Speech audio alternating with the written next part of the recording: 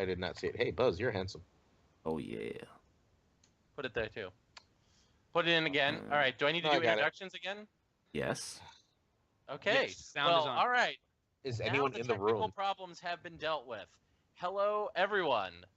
Welcome to the latest episode. Lord of mercy. Sorry, Thank you, Aaron. I was doing Black Star. Just Welcome to the latest episode of Second Sons. That voice you just heard is Aaron Glazer, who gets no further introduction. So I'm Roy Rogers, the other person from New York on this podcast, the non-existent Thrones 2.0 meta. And with me today is also Sid, since Buzz is still figuring stuff out, and I actually have real questions for Buzz. Why don't you go ahead and tell us how you're doing? Hi guys, I'm Sid. You know me. I'm from California, so the sun is actually still up here. Summertime, the days are just kind of blending together, which is pretty awesome. Not playing a lot of Thrones, except for Octagon Tournament, which has been a lot of fun. Shout out to Lauren for running it and for being my opponent this week. wait, and for her big news. Oh yeah, she's Yeah. expecting, right? Yeah. Yeah, congrats. Another to Fitch her. is entering the Yeah. world. Yeah. Congratulations. The Fitch spawn. the Fitch that really wins for having them as parents. Oh, nice. The yeah. Fitch that was promised is arriving soon. That's a good yeah. one. So yeah, that is exciting news for her, and she's still working like crazy. Wait, both hang for on. a I job think and an we Octagon. still have no sound. No. What? Keno says we have no sound. I don't Here know. though, no sound. But My streaming he thing says sucks in sound. and said we do have sound. I don't know. I'm reading what's in front of us. Okay. I don't know. I can Should be hear sound. everybody. Says everyone I else. can is hear not. everybody. I can hear Yeah, everybody. okay. I just turned the stream briefly back on. Yay! All right, we're good. We're good. Sorry about that. My fault for. Kenneth, just turn your speakers Okay. up, Kenneth. All right. Wait. Hold on. Buzz gets an A+ for the photo he found of Aaron. That is. Anyone want to currently on tell the us what it screen. is? No, Aaron. You have to go No, and watch the don't YouTube do it. video. Don't- No, it's the one Uh, I used for your Octagon game that I streamed. I think you're Yeah, 'cause drinking, I- of course. Oh, okay. Which no? Can someone just tell me? It's give like me a the- yellow. It's a yellow cap. Uh, I don't know what that means, but and of move on. course, A yellow hat. You're wearing a yellow hat. the Cap. person that we're all talking to Sorry. today, of course, is our technical maestro, Andreas Buzz Aldrin. How are you doing today, Buzz? Well, my alarm clock just went off, so yes. Are you still hungover from Blackwater? Oh yeah. A lot. So how was that? That's the first thing we're gonna talk about. You just went to one of the big Road to Stolic events, Blackwater. How did that go for you? Well, I won the tournament, so so it went well, I guess. Which tournament did you win? Oh, the Friday tournament, the drinking tournament on the Friday. Okay. I The most crushed important it. tournament. Oh yes. Does that give a bye to Stalic? No, but I already have one, so I was like, Okay. I'm gonna do this. And then the Saturday was the joust. I was gone. I was still drunk at round 1, I think. And then the hangover. Whatever. I made the cut in Blackwater playing still drunk. Yeah, whatever. Not this I drunk. no, Yeah, you don't. that- You yeah, don't know. that drunk. No, you don't know. Oh my god. Okay. And then the hangover kicked in around round 5, I think. I don't know. I don't want to remember. So And then it we was not a played good the- day. So No. Saturday was not a good day. No, it was not a good day. I made like 3 and 4, which is the worst record I've done in like ever. What did you play? I played Martel Stag. Ooh, yeah. Okay, good deck. Ah, it's okay. You need to be awake to play that deck. Yeah. I can imagine. Yeah. How'd you do in 1.0, the 1.0 tournament on Sunday? I was undefeated until the winner of the 2.0. 2.0 came in and kicked my ass. His name is Josh Chambers. Apparently, he's Yes. good at this game. Oh yeah. We will have him Apparent- on But you know what's across the important? never seen soon. He's not as good at drinking as Buzz is. It's true. You won the only tournament that matters. Hmm So I think he's more consistent than me in drinking, but I had this one. It's fine. well, you went when it all com- in, right? You sacrificed the rest of the weekend for Oh, yeah. for that first win. Did you play in the melee or did you only play in No, yes, The first 1.0. edition. just the first Can't give up the Infamace. I love him.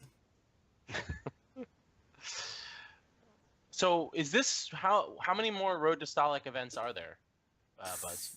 There is Fleabottom Fracas, which I'm attending, and in Poland, and then there is Varberg. We will be releasing tickets as soon as Samuel gets back to me. If I He's could on make vacation. any of these, Are you guys If the I- last stop? wait. Yeah. If I could make any of these, No, it would be the Fracas. Like 100% would be the Fracas. we shouldn't be For the last Ka. one. Oh yeah, no, we are. Yes. Let's have to double check. General info. Yes. Okay. Good. So just 2 more events. Wow, that Mhm. is weirdly scary to me that the year is slightly more than halfway over, and the Road to Stalic is almost over. I mean, people are talking about Worlds. So wait, who all has buys so far? Do we know? Oh shit. Well, Buzz. There's Buzz and fucking. Josh Chambers. It's me from Tornado de Le Mans, and then from Dockside it's fucking Sobi. Milano, I don't know. Bataya, I don't know. It was a French. Was a Spanish guy that I don't know. I think. And then Blackwater is Josh, and then Fleabottom we'll see, in Varberg we'll see. Who won the Jacob, maybe. Italian? No, I No, don't no. know. Milan, not sure. No They one knows have any of ne- the Italians anymore. I think they will be a good tournament. They changed because of the scandals and stuff. Yeah. They changed everything, and so nobody went this year. I think. Well, Yep. from the international crowd, but Mhm. they still had a fairly big tournament. They have a pretty good meta there now. Second edition.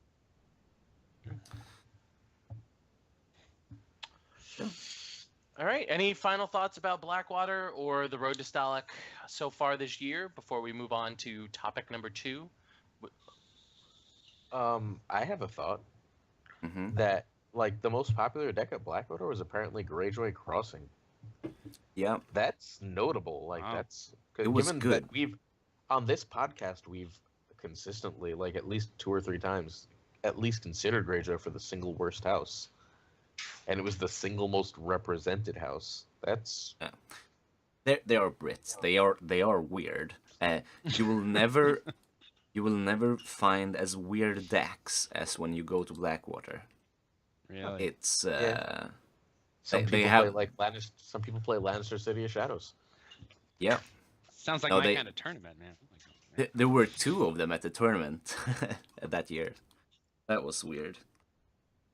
Well, also, to be a little bit fair to the decision, like, I mean, Greyjoy can get ahead of Stark if you think you're going to see a Mhm. lot of Stark. If Greyjoy gets the jump on a Stark deck, they might not be able to Oh, but wait. catch up. Isn't it if Greyjoy gets the jump on a deck, they Yeah, just win? Yeah, that's true. Anybody, except yeah. for Lannister. No. Except for, I mean, yeah, Except like for Lanny and, Dragon and Lanny Martell, I Dragon think. Yeah. can really give some problems. So except for the other good decks. Yes. Right, but if you think that like 50% of the field is going to be Stark, then Yeah. like There- Greyjoy, Lord of the Crossing is not a bad meta call. There it's was less Lannister than I expected. That's the Brits, I think. I think it's the lack of Lannister is more the British than I think the prominence of Greyjoy, right? At least in I mean, my call here. I think it's that in the books, Greyjoy does a Brexit. So they were just like, "Wow, this is us. We're an island. We got a big navy. Everybody Oh, Brexits. It's perfect. Oh, too real, Aaron. Too real. It's okay. I hear Britain's leaders mostly resemble Euron, so it's fine. You mean a woman? I mean, creepy child molesters. Okay, sure. So FFG recently released new tournament rules. Yeah. long-awaited tournament rules. So there's a lot to cover here. So let's start with a softball, which is that of sort of the big changes that they made. First, they've confirmed that you cannot take notes during a game or bring, quote, outside material or information during a tournament round. What does that mean? That's the question. Sort of that's where to start. Does that, and also, does this literally mean that like you can't take out your phone? Because like that sounds like you. Why shouldn't be would able you to take it. anyway? Well, because because people sometimes want to play Candy Crush during the Melee finals at Gen Con. All right. Well, I mean, that's a very specific case. Like, that's a very... I've replied to text during games.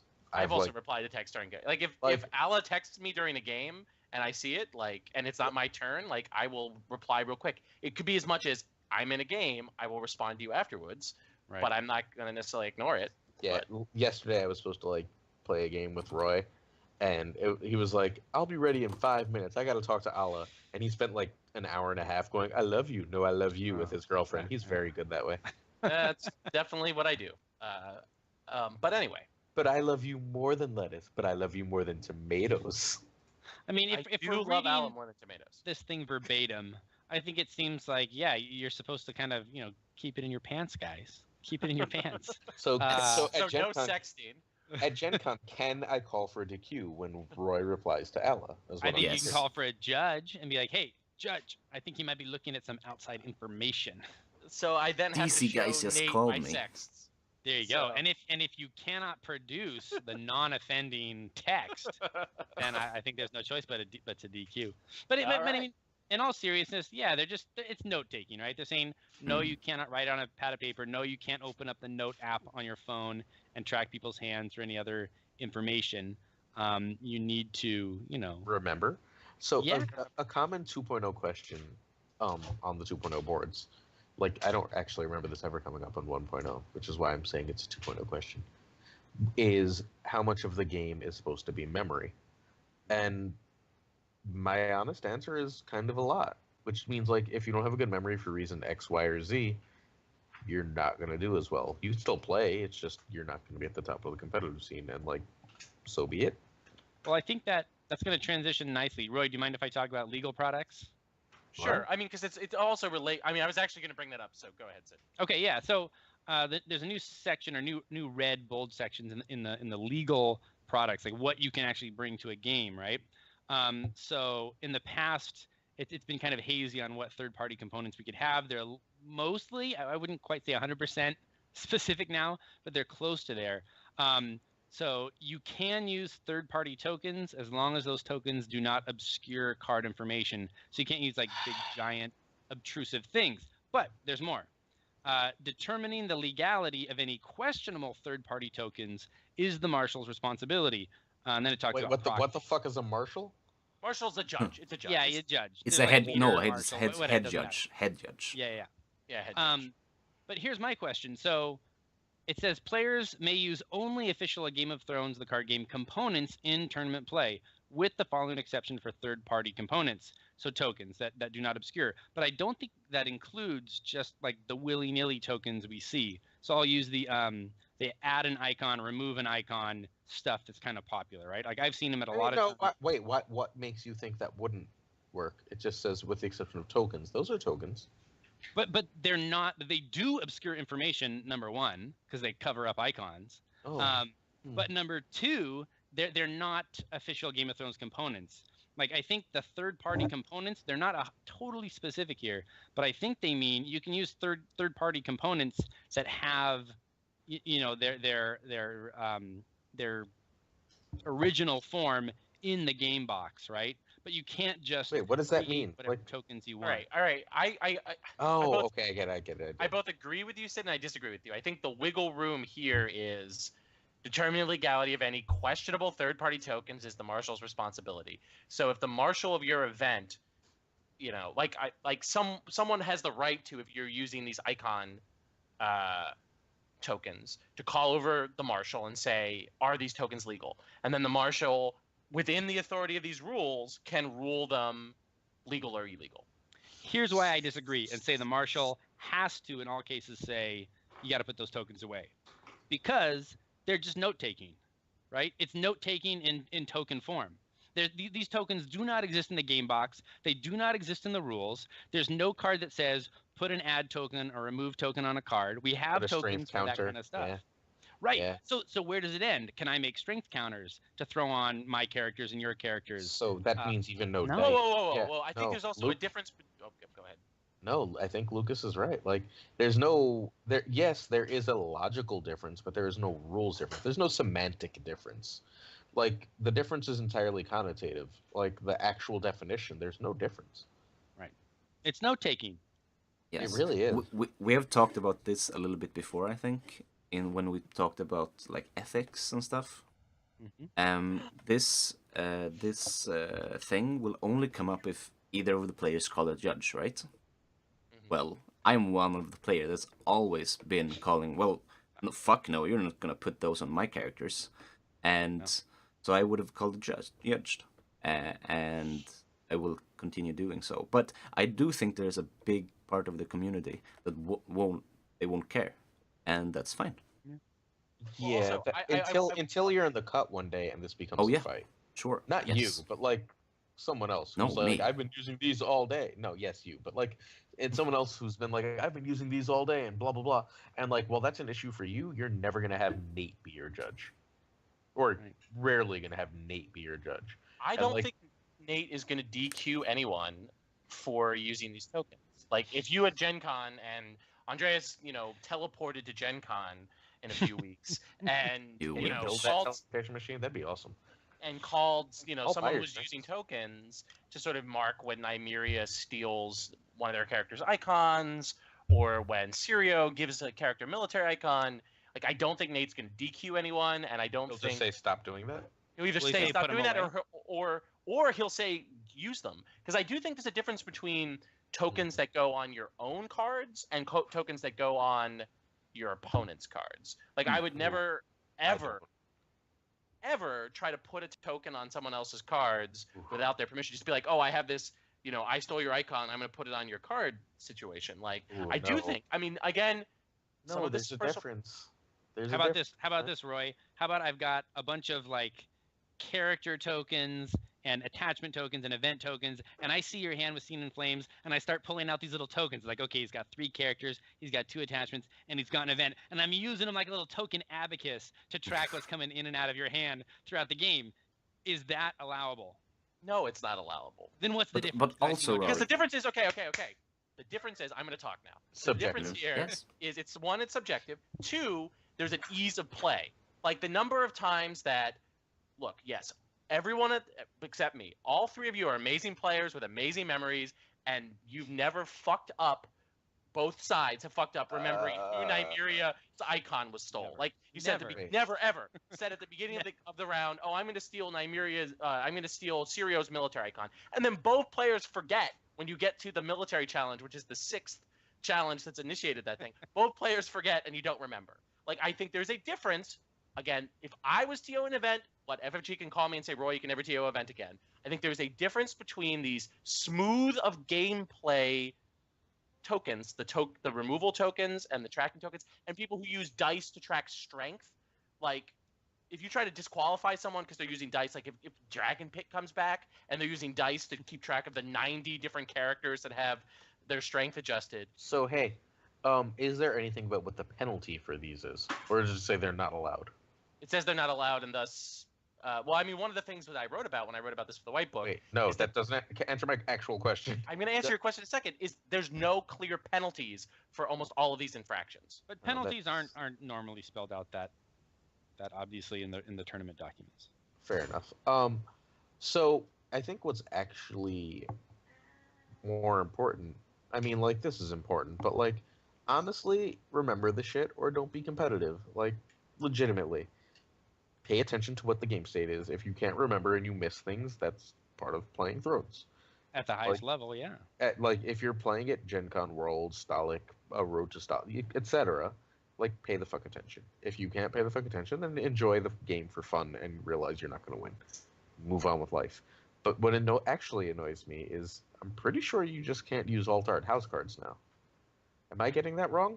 No, Yeah. that seems to be correct. And technically, that was always the case. Yeah.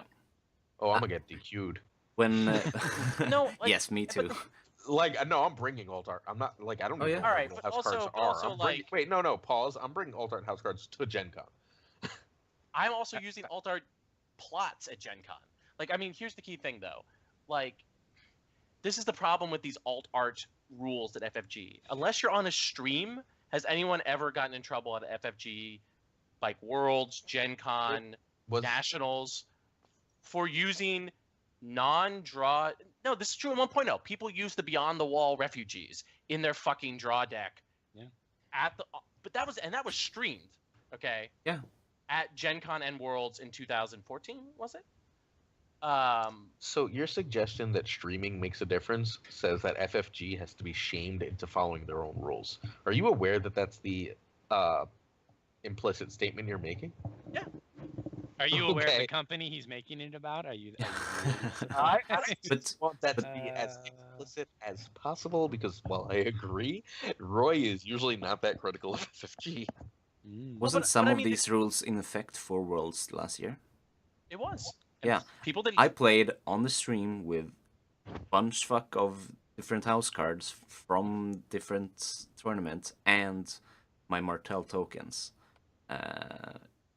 in the final and in the top 8 of 2.0. Hey, I just have. Oh, I think the problem is, like, I get why FFG, for example, outlaws plot, alt art cards that aren't authorized by them. Like, but I think because they want people to buy their product. I mean, that's basically the key thing, right? You don't want someone to show up with a well printed proxy that's a 61 card chart that they ordered online and they didn't pay FFG for.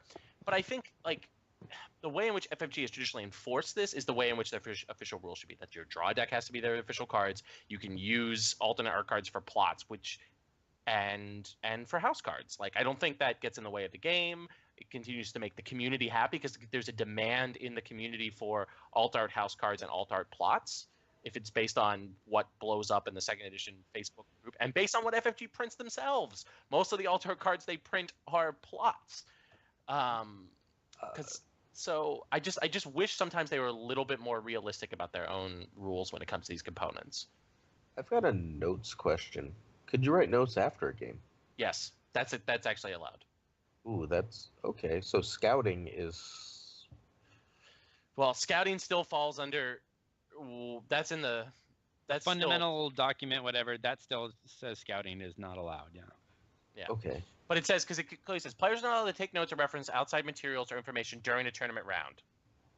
During the tournament round. After the tournament round, they Right, can do it. right. So you can take notes, like, okay, can even take- if you're not scouting. Like, say you're going to write a tournament report, right? So you want to write, first round I played Sid, Lanny Kraken.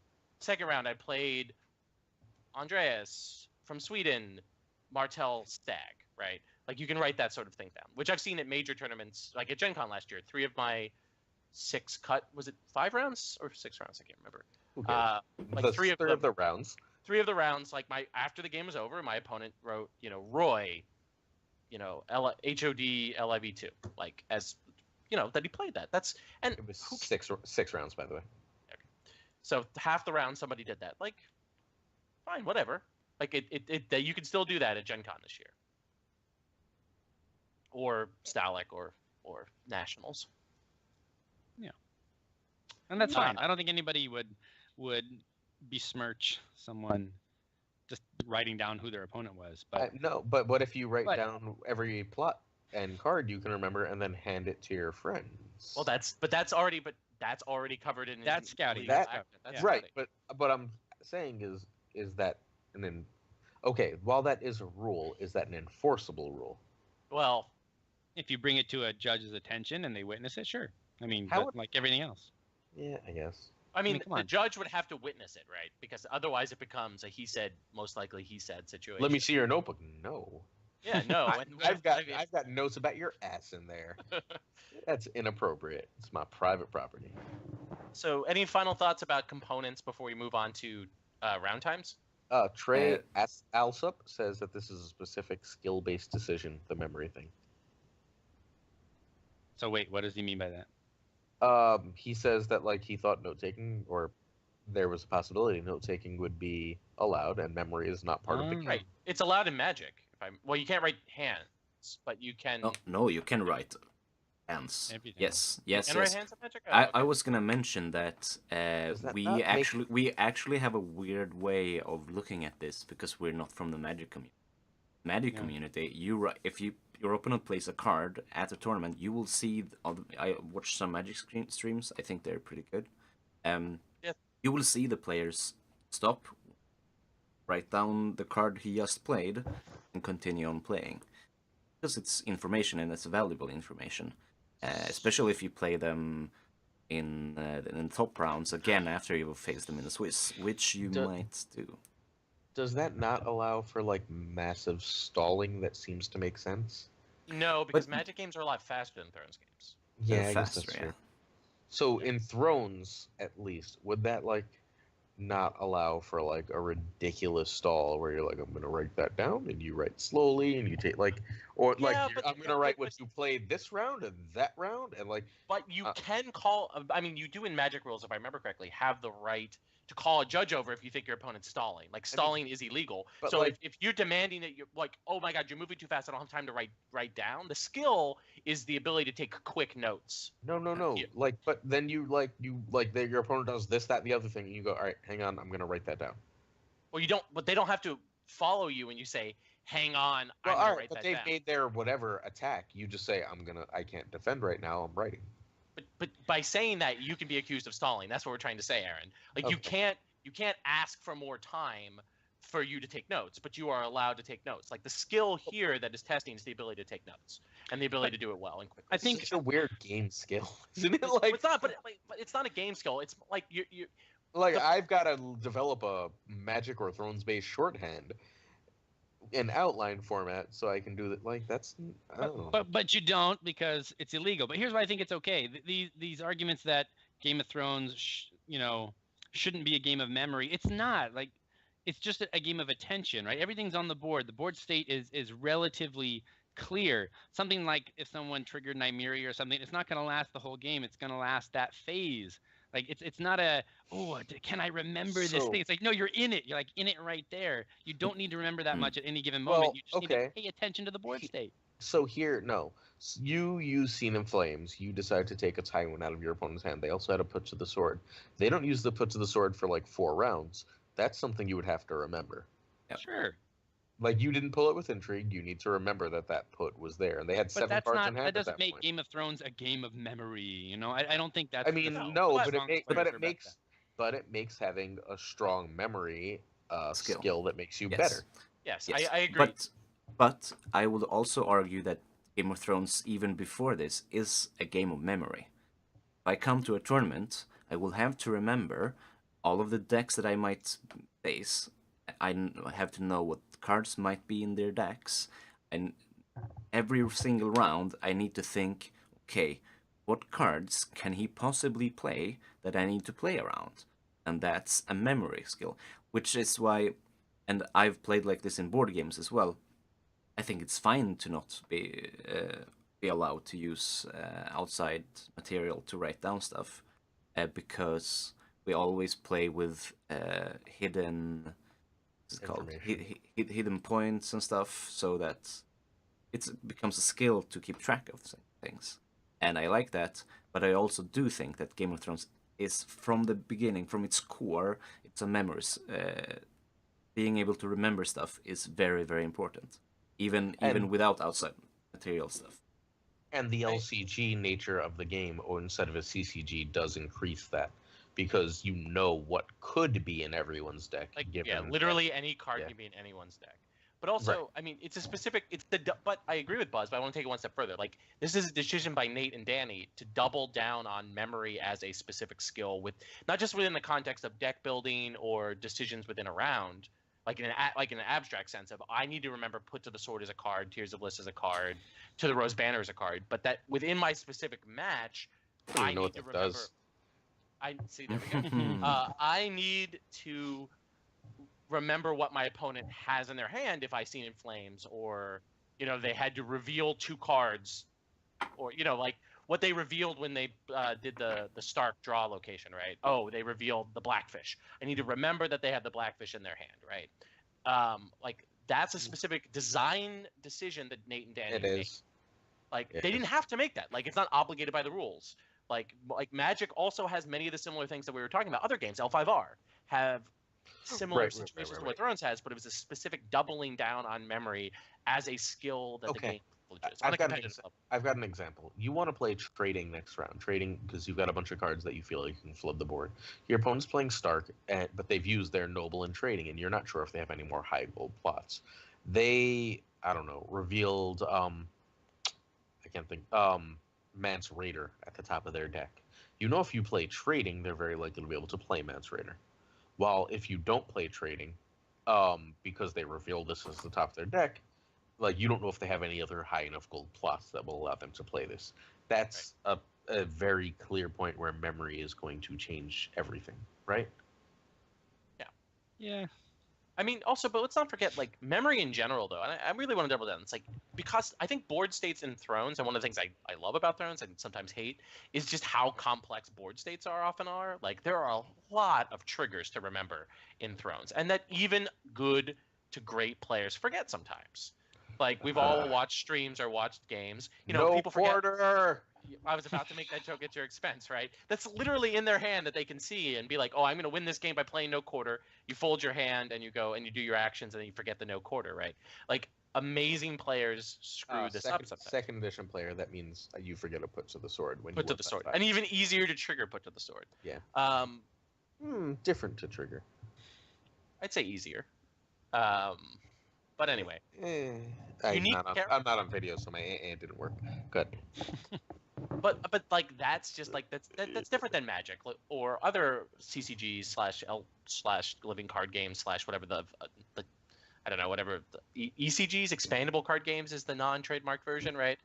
That I've played, right? That's specifically like these complex board states of, well, you can trigger Nymeria, but I have Catelyn and the Stark plot revealed and all these things is just like, it's one of the great things about Thrones that people love. So it's doubling down on memory. It was a specific design decision and one that I can get behind, but I can definitely, like, it's not path dependent. Nate and Danny could have decided not to put this language and the game still would function just fine. Yeah. All right. So next point. So wait. I've got one last thing to say. So in thinking about it, I actually changed. Like, I was originally 100% for never write anything down, remember it or don't be competitive as I started this. But I absolutely see the other side of this point. I still side where I was, but not for the same reasons. I side where I was because so many games go to time. And those extra few seconds that don't matter originally, but when you're doing it every time, those extra like 2-3 seconds, is often the difference between 13 power and 15 power, and that can be the difference between a win and a loss. Yeah. We have short rounds anyways for the complexity of the game we play. Yeah. Yep. Speaking of round times, I tried to swing that over to you. All right, so Swiss rounds, by the way, all competitive level games. This includes Melee. Yep. Let's not forget for those of us. Wait, is competitive level Gen Con up or regionals? Regionals and up. Regionals and up now. And Store Championships. This covers Store Championships as well. Any FFG tournament. Swiss rounds are 55 minutes each. Single elimination rounds, except finals, are also 55 minutes each. All of that is the same, somewhat. But the biggest thing is, so I will not get yelled at by Patrick Haynes at next New York event that he's in his squeaky voice because he hasn't heard it yet. Is final single elimination round is now timed and it's 120 minutes. Wow, I don't like any of that. I mean, I do like the 55-minute Swiss because that's more than enough. Even in Melee. Yeah. Oh God, that's wait, really? 55 minutes in Melee? Yeah. Yep. Thank God I don't care about Melee. Well, you're playing it at Gen Con, so. I am, but I'm gonna have a soda cup full of whiskey, so it'll be fine. Can you see that? Wait. FFG/Gen Con organizers. Aaron will not have alcohol in his cup at all. No. I will offer Nate some. In the meantime, in the meantime, like 55-minute for a joust at least is reasonable. In the cut, if you have more time, I'm not entirely sure I can see why you shouldn't be allowed to have more time, except for uniformity. But really, I mean, like, you don't want the tournament to go on forever. and why? If you have the time, if your store has the time and your players have the time, I would like the language to stay for the final elimination round that at the marshal's discretion, the final single elimination round can exceed this amount. But it's nice, when certain one of your players are yelling at you as a TO about having to time the elimination rounds, because the store is like, you have to be out of our facilities by this period of time, to be able to point to the rules. Well, there's a time limit, instead of you having to impose one because the store is making you. It's two hours wait. for a joust game. 2 hours. That's enough time. If you can't fetch 120 minutes, someone's cheating in joust. However, We're playing Bloodthirst. Roy, given what this podcast is, who's yelled at you about being timed? Well, I mentioned it earlier. Patrick. Patrick yelled at you about the Dragons. I'm gonna beat Patrick up at Gen Con. Wait for it. I'm jumping him. How dare you yell at Roy? That's my job. Because I had to time their cut game because the store was on us about leaving. The store was the worst. He wanted an untimed cut game, not even the top game. Nope, it was top 4. Oh, that's just him being bourgeoisie. Come on, I haven't had an untimed cut game in 10 years. What's he talking about? So, anyway. Who did he beat in the top 4? Wait, no. Oh, he beat Alex B. I like Alex B. No, he didn't beat Alex B. He beat Alex in the top 8 when John steamrolled me. No, he beat Keith. No, he didn't. Alex beat Keith. He beat Alex in the top 4. Alex made top 4. Did Alex make? All right, then I'm swapping the 2 games, I guess. Yeah, you are. Anyways, let's switch because right, Lanny Kraken does not beat Lanny Sun. Spoilers. Okay, so then let's move. Speaking of going to time, all right. So the number one thing we need to understand here is that modified losses are gone. There's no more mod losses. Wait, what? Gone. You Wait. get and no draws, of course. And there's no draws. All right, number one thing. Yeah, I knew there were no draws. You cannot draw anymore. So intentional draws are gone. Sorry, Magic players. So they invented it for 3 months and then. Yeah. Well, yeah. Okay. No. Keep going. Let me. All right. Whoa. Let's be clear. I think time out. I don't think we actually said this on air. I've avoided the tournament rules for the past 3 days, so this is the first I'm hearing of any of this. Okay. So number one, I think the reason why they got rid of intentional draws was one, that weird X-wing thing that happened, but also I think a majority of the Thrones community is opposed to intentional draws. Really? So remember, let's. Buzz, were you were just recently at a tournament where everyone agreed to take an intentional draw as a form of pseudo protest in the first round? I just think it was fun. I think it was so Tagor's head would explode, and I. They're protesting Tagore being Tagore, and I would have if you guys told me we were doing that, I would have risked a divorce to fly to fucking London and watch Tagor's face when he had to put that in. Well, but oh my God, you don't know Tagore? Oh, wait, you didn't meet Tagore. I met Tagore. How much money is that worth? Thousands and thousands of dollars? Holy shit! All right, go ahead. Anyway, Tagore was very upset with me in the melee at Worlds. But anyway, upset about something always. But Craven, when we had Craven on the show, he explained sort of the Brit approach to IDs, which is to dislike it. But anyway, so IDs are gone. Draws in general are gone, and mod losses are gone. What we have instead now is 5 tiebreakers. So if you hit time at any round, the first tiebreaker is the player who needs the fewest power to achieve victory wins. All right. So if you're at 14 power and your opponent's at 13, you receive a modified win. So there's still mod wins. There's still mod no wins. mod losses, right? But there's no mod. What is? So if you lose a game that goes to time, you just lose. So, but doesn't okay? So that. So there's no advantage. No. Mod loss no. Yes. No. But there's an advantage to getting ahead and then stalling for as long as possible. Correct. Which we'll get to. Okay. I want to get through all this. Number 2, because I want to talk what all this is. Sorry. No. I want to go through because we are also going to complain, I guess, about the tiebreakers. Yeah, let's do all the tiebreakers. Wait, what are the Tiebreakers. tiebreakers? Oh, well, that was the first you'll one. see. All right. The first tiebreaker is the player who needs the fewest power to achieve victory. So again, if Aaron has 14 power and Buzz has 13, Aaron wins the game. And we both. Okay, Right. yeah. So you get the Okay. full win by having more power. That's Not full win. How Not that full No win. modified. you get the modified. mod win, but they take a full loss. Which, Full loss, Yes. right? All right, but if there's a Okay, tie, say you're say both what- tied at 14, right? Okay. So say in this True tie, scenario, yes, it a happens. true tie, it does happen. The player with the most cards remaining in his or her deck wins. Draw deck. Draw deck. Draw deck, to be clear. What- Not plot deck, which wouldn't make it. That would just be a die. Draw That- deck. Wait.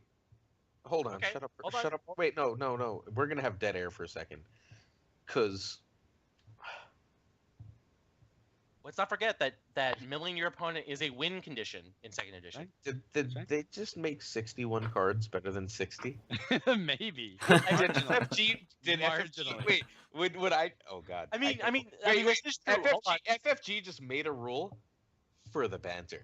Yeah, there's a little banter. It's not just for the banter. It makes Dark Wings, Dark Words, which is a champ card and will be coming back, Wait. I don't. better. Oh. Okay. Yeah. Corey's 75 agenda, card draw deck. 75 card draw deck, which almost guarantees that you can theoretically win this. Not if you're drawing. the second tiebreaker. Oh, on The a- second tiebreaker. that goes But anyway, to- so for some reason, which I find very highly unlikely, that you are tied in the number of cards in your draw decks.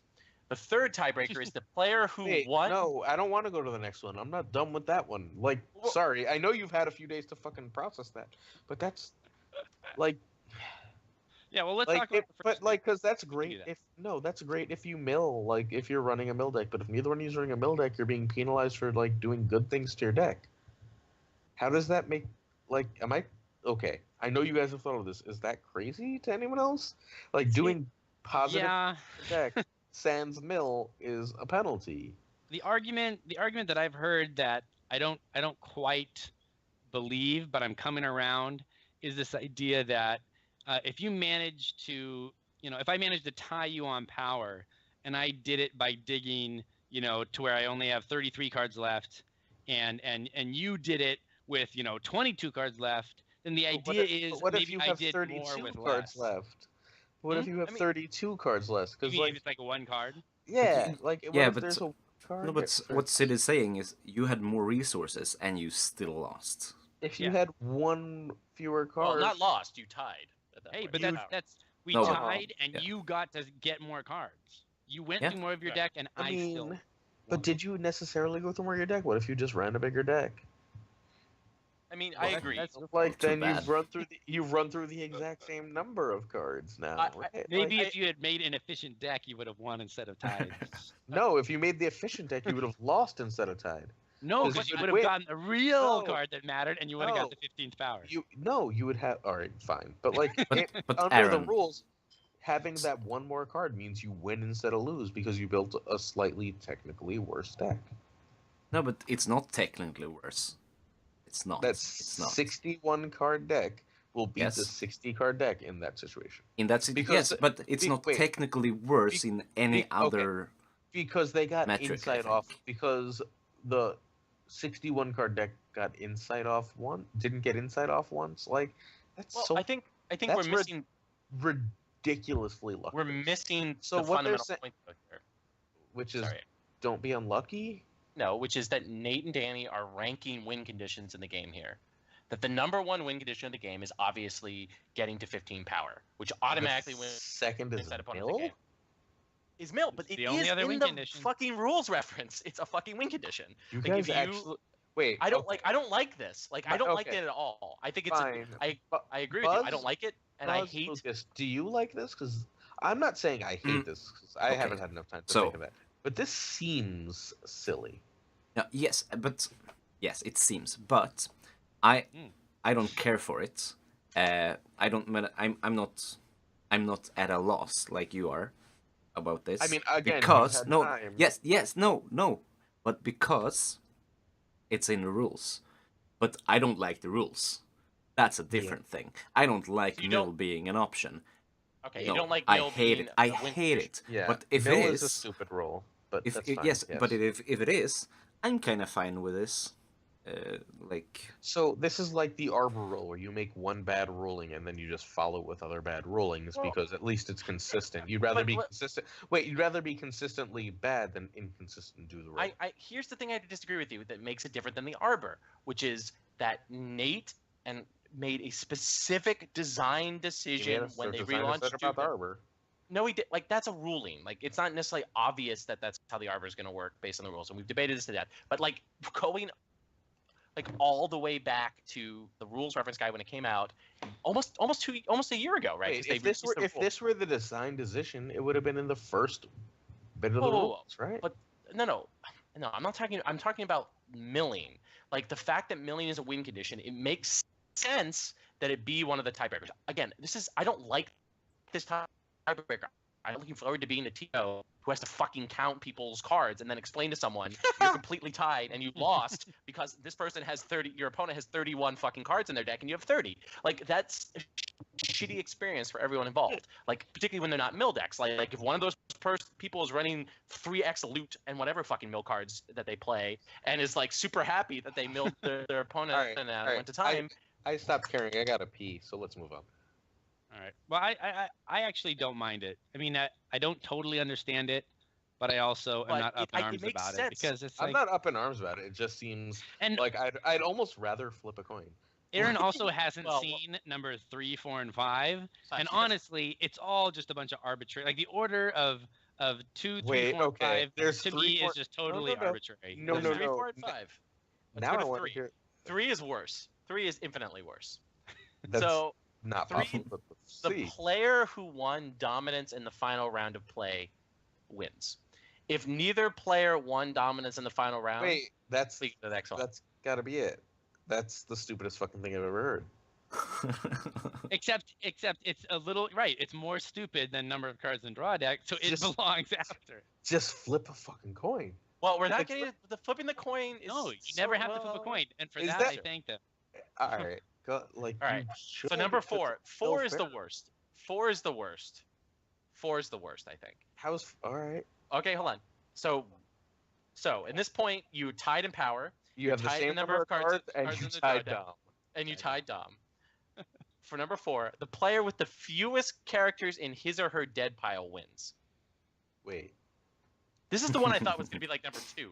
No, that would be terrible at number 2. I know. This was the nightmare situation when they announced they were going to do this to me. This doesn't even make... Wait. This one makes 0 sense. So you're penalized for playing Control or Varus deck. No, or I mean, not necessarily, because Control in a Valor environment could theoretically put more dead characters in their opponent's dead pile than probably fewest characters. Probably will, right? So it penalizes playing Rush, I guess, or a character-heavy deck, right? The player with the fewest characters in his or her dead pile wins. All right, I'm not gonna care enough because you're never getting past the first 2. But what's the last one, just so we can talk about it? Okay, 5. The player who is first player at the end of the game chooses a player to receive the modified win. This is the best because you can choose to lose. I love it. So here's exactly what I'm gonna do. I'm gonna go pee because that's the stupidest. Okay, wait, Aaron, don't go pee because there can't be more. What if there's a no? Because this leads to a really funny situation of this rule theoretically can lead to collusion more than any of the other ones, right?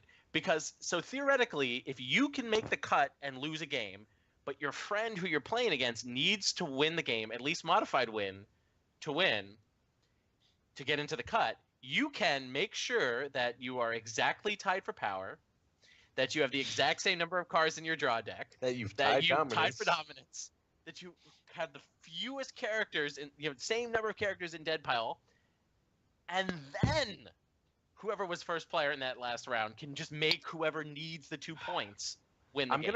I'm gonna That's start. the funnest thing. They're trying to get away with collusion. I'm gonna start writing angry poetry to FFG. I feel like FFG deserves angry teenager poetry. I'm gonna channel my students and write angry poetry to them. It's gonna be like, I slit my wrist and now pours your tournament rules. This is so fucking terrible. I've got nothing. So Sid, do you think the first player choosing is better than flipping a coin? Because I think at that point, if you've gone through these 4 Flip. steps, If you've gone flip a through the coin. first 2, If flip you a actually fucking get coin. to the number 5, like you go down to number 5, you call the TO over, they flip a coin, and it's like you won, and then you lost, and that's it. I mean, All right, I'll be back. That's Yeah, too. I agree. I'll be I back. agree. it'll probably But never Roy- happen, right? Roy and Lucas, I know for a fact the second that Sam Bratz is in this situation, he will pull it off and make sure that the correct person You don't think Sam goes to. Sam and Kid could totally Yeah, do yeah, that? yeah. How Oh, many yes. cards did you draw deck? How many cards you got in that draw deck? Yeah, because that's open information. You have the right to Yeah, count yeah, your opponent's sure. deck at any time. Right. So you could be like, Kid, how many cards do you have in your deck? You draw deck. All right. Well, and then the DC dance. I mean, but the key thing that makes the DC dance a lot less desirable, to use a buzz term, is that Oh, there's yeah. no mod losses, right? No. Like the fact that you don't get a mod loss for any of the shenanigans really does discourage it. I think that of all things makes it that maybe the first 2 tiebreakers are the only ones that will ever be used. And if they're getting down to this point, and I mean, all of this is moot because you can still concede a game. So why go through any of this? Because if you get all the way to the end of that, and you know, I don't think Sam would ever do this because I don't know why, but say you're a person who would actually go through these steps, you would just concede and give the person the full win because it's going to be better for them anyways than going through all this nonsense and them ending up with a mod win because you're going to end up with a full loss anyways. Because here's the thing, you can theoretically accuse someone of collusion for conceding to their friend, but you can't. I mean, like, unless someone explicitly says in the context of the game, it's harder to prove these 5 steps, I would say, than me conceding to you, Sid. You know, it looks like you're gonna win after plot 2. Be like, you know what, Sid, you win the game. Like, I think that's harder to prove, or easier to prove than going through all 5 steps. Then, But is it? You can just say, yeah, I didn't want to play anymore. I was done. I'm finished, so I conceded. I mean, there's no way to ever police a concede, right? No. You can't do it. no, I mean, I just- agree. Which I is why look these at Blas, collusion I rules give are him really bad. the signal, and he concedes. Yeah, Can I, sure. can I, And I can win I it all. fix that rule? Like, and tell me, tell me if I'm wrong, because I thought of this while peeing, so I could be wrong. Okay, you have the normal tiebreaker. Whoever has more power wins. Your second tiebreaker is whoever wins initiative in the next round. Once time is called, if otherwise you are tied in power, wins the game. The end. I mean, Whoever- that's reasonable. Like, it's whoever- a, 'cause then you it's have a to- legitimate bluffing game, right? Yeah, and you'd have to consider that when like building your plot deck and like the last couple of rounds when you think you might go No. to time. Do you play one of your high Okay. initiative plots or do you No. wait and see? Here's the thing. No. Why? Think about it for a minute. Think about this. So despite Because of I Drake. Are don't you guys know, arguing about some this? I'm gonna very get- rare circumstances, isn't it better if you see the tiebreaker? Say the tiebreakers are falling, right? Like, oh no, they're getting bad. Like it's not working out for you. Isn't it better just to say, you know what? I just concede. Like if it looks like it's going bad for you, right? You just concede because wouldn't you rather your opponent for your strength of schedule get the full points if you're getting 0 either way? Wouldn't you rather they have full points? Isn't it better but, for you? But wouldn't initiative be more fun? No. Like, wouldn't initiative actually affect things? Like, you know, No, you're going... having a better chance to No.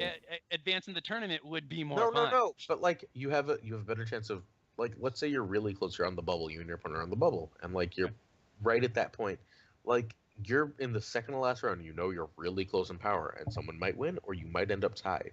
You've got this real question about whether you play like, let's say, Marched to get rid of somebody who's okay but not great, but you know Marched has great initiative, so you might want to save for that last round if you're actually tied. That's like that's an actual decision point. No. Flipping a coin is way better. Yeah, Way flipping a coin is better. obvious. Flipping a coin is definitely way better. But they obviously want it to be something game related. That's what all these stupid things say, right?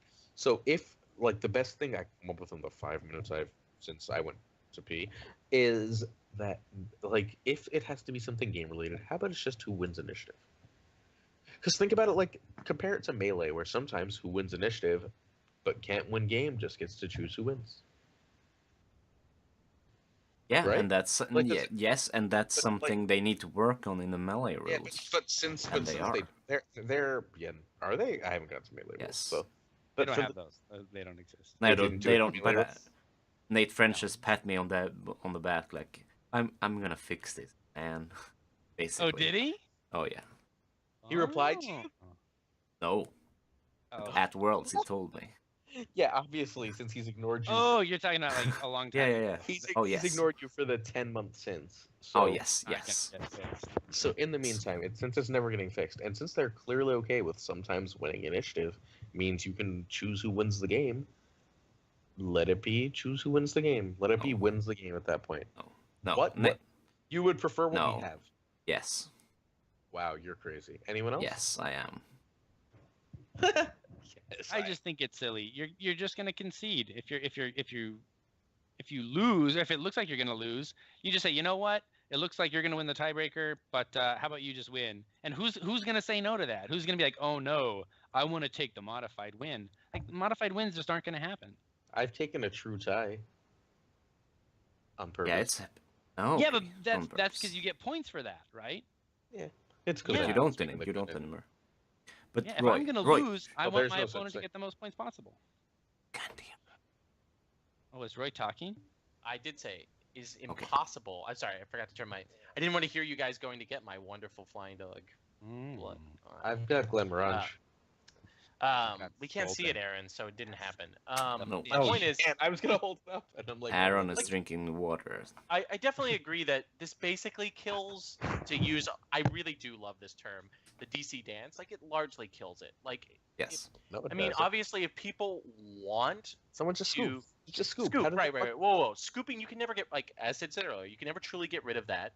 But it does, this, like, playing for points. Getting rid of draws and mod losses, it's more difficult to. mods.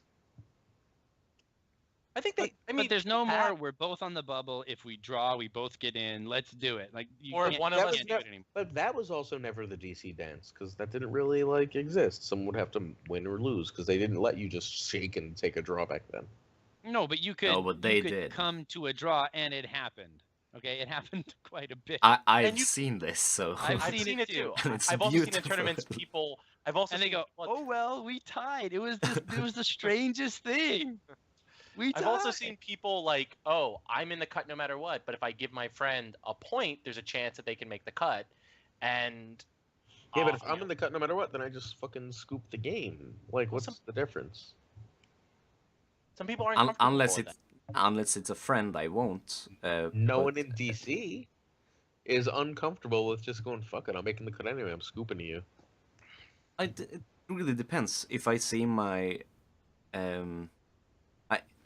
because pairings in top 16 is kind of Hey, important, right? I mean, look, DC doesn't exist in 2.0, so we can move on from that. But yeah, no, I get it. They don't. They hate the game I discussed with them. Well, okay, I'm counting Sam as pretty much DC, right? And he's the Yeah, I guess. reigning world champion. Well, that. He'll No, be he's defending not. his title almost. No, he's No, not. Wait, no, the he's Swedish guy's the reigning. Oh, yes. Oh, you Really? mean the 2.0? No, He's he- the reigning 2.0. No, he's not. He's the reigning 2.0 side event champion. Side event The champion. reigning world champion at this Yeah, point is okay. Jakob Holtman, who's better than Buzz in every way. I So would let's say just go even from there. even and then Sam we'll himself talk. I don't know, would be what's Jakob's uncomfortably beard called- like? I haven't seen Jakob. oh, it's beautiful. Oh, It's beautiful. yes. Okay. I haven't, because I listen to Great Beards, but I don't watch the YouTube, so I Mm. haven't seen his beard. Okay, so then it's true. I can't Sorry, believe Buzz. you said Sam was the world champion over Jakob. That is No, so no, fucking no. disappointing. But in I'm in actually my annoyed eyes, at you, no, like- no. In my eyes, Ugh. Sweden still has the last and final say in 1.0, and forever will be the reigning champions of 1.0. But in this new game, which Jacob isn't very good at, it's a different thing, I think. And technically, right? Isn't technically Wait, are Sam we in the supposed to be Swedish calling- meta I'm- anyway? So Oh No, yes, here's what- the yes, most Sam important Bratz thing that is has part of the extended Swedish meta. It's true. Wait, the most important thing that just happened, should we even call him Jacob this whole time? What? You just Jakob? said Jacob. Hey. Buzz just said Jacob. Well, I'm speaking English, so I say Jacob, Oh, but okay. it I is was like- Jakob. I was okay, sorry, because we've been trying. I mean- Everyone in the world has been trying to say Jakob forever. So like, if we should have all been just saying Jacob, we're all fucking idiots. Oh yes, you should have said Jacob, Okay. because that's the English way of saying it, right? But in No, Sweden like- we say Jakob, but No one that's actually- completely different. I get 50% of the time I say his name right. Mm. So, All right. Do we have anything else with the rules document before we get to I don't- Aaron's sort of mad? I don't know. Thing? Does anyone in the chat have any questions they'd like us to answer about Or any? me to yell at Aaron more, I guess, which is apparently quite popular. Oh, Right. lost and damaged cards. Oh yeah, Oh. lost and damaged cards. Okay, I know so this is actually Lucas has a whole segment just for this. Do I have? You I said think so. I was blowing smoke a little bit on Oh, okay. that. But I, yeah, So- it seemed to me not a kind of a non-issue. But go ahead, Roy. Break down the bullet points okay. for us. So first, There's bullet points. if you are missing a card during the tournament, you now officially have the opportunity to find a replacement, which is asking a friend, to pull from their collection or go into your own collection. You Wait. officially can do that. Okay, then timeout. No. It's in you the middle of a can't. tournament. Whoa. This is in between rounds. If you're Oh missing yes, a card. yes. So Right, in between rounds, you're missing a card. You have to have. What if there's no deck list? Is this every tournament? This is all FFG approved. So you're technically supposed to have a deck list for Store Championships. Mhm. Are So you? this is Okay. Store Championships, regionals, So nationals. you would have to refer continentals. back to the deck list. Correct. Yes. Because otherwise, I'm losing 3 of whatever card is useless. Okay. For that Well, this matchup is every actually, time. to be completely unfair, this is actually FFG actually has a structure for the way in which this should work. So this is the Okay. one thing they did right. Okay. Yeah. So any player that discovers that they're missing a card at the beginning of a round, you should notify a leader, aka a judge. That can range from the marshal, the head judge, or just any judge. So the leader will give you a short time extension in the game to find a replacement. So I'm missing my one of my Milk of the Poppies. Yeah. I need to get another one. If you cannot find a replacement, you have to concede the game. Okay. Okay. If So you if you can't realize find a that- replacement by the start of the next round, you're DQ'd. Okay. Okay. During the game, if any player discovers they are missing a card from their deck, they have to concede. So you lose the round. Okay. But you just So- wouldn't say it, right? You just be like. Well, correct. But under Be quiet.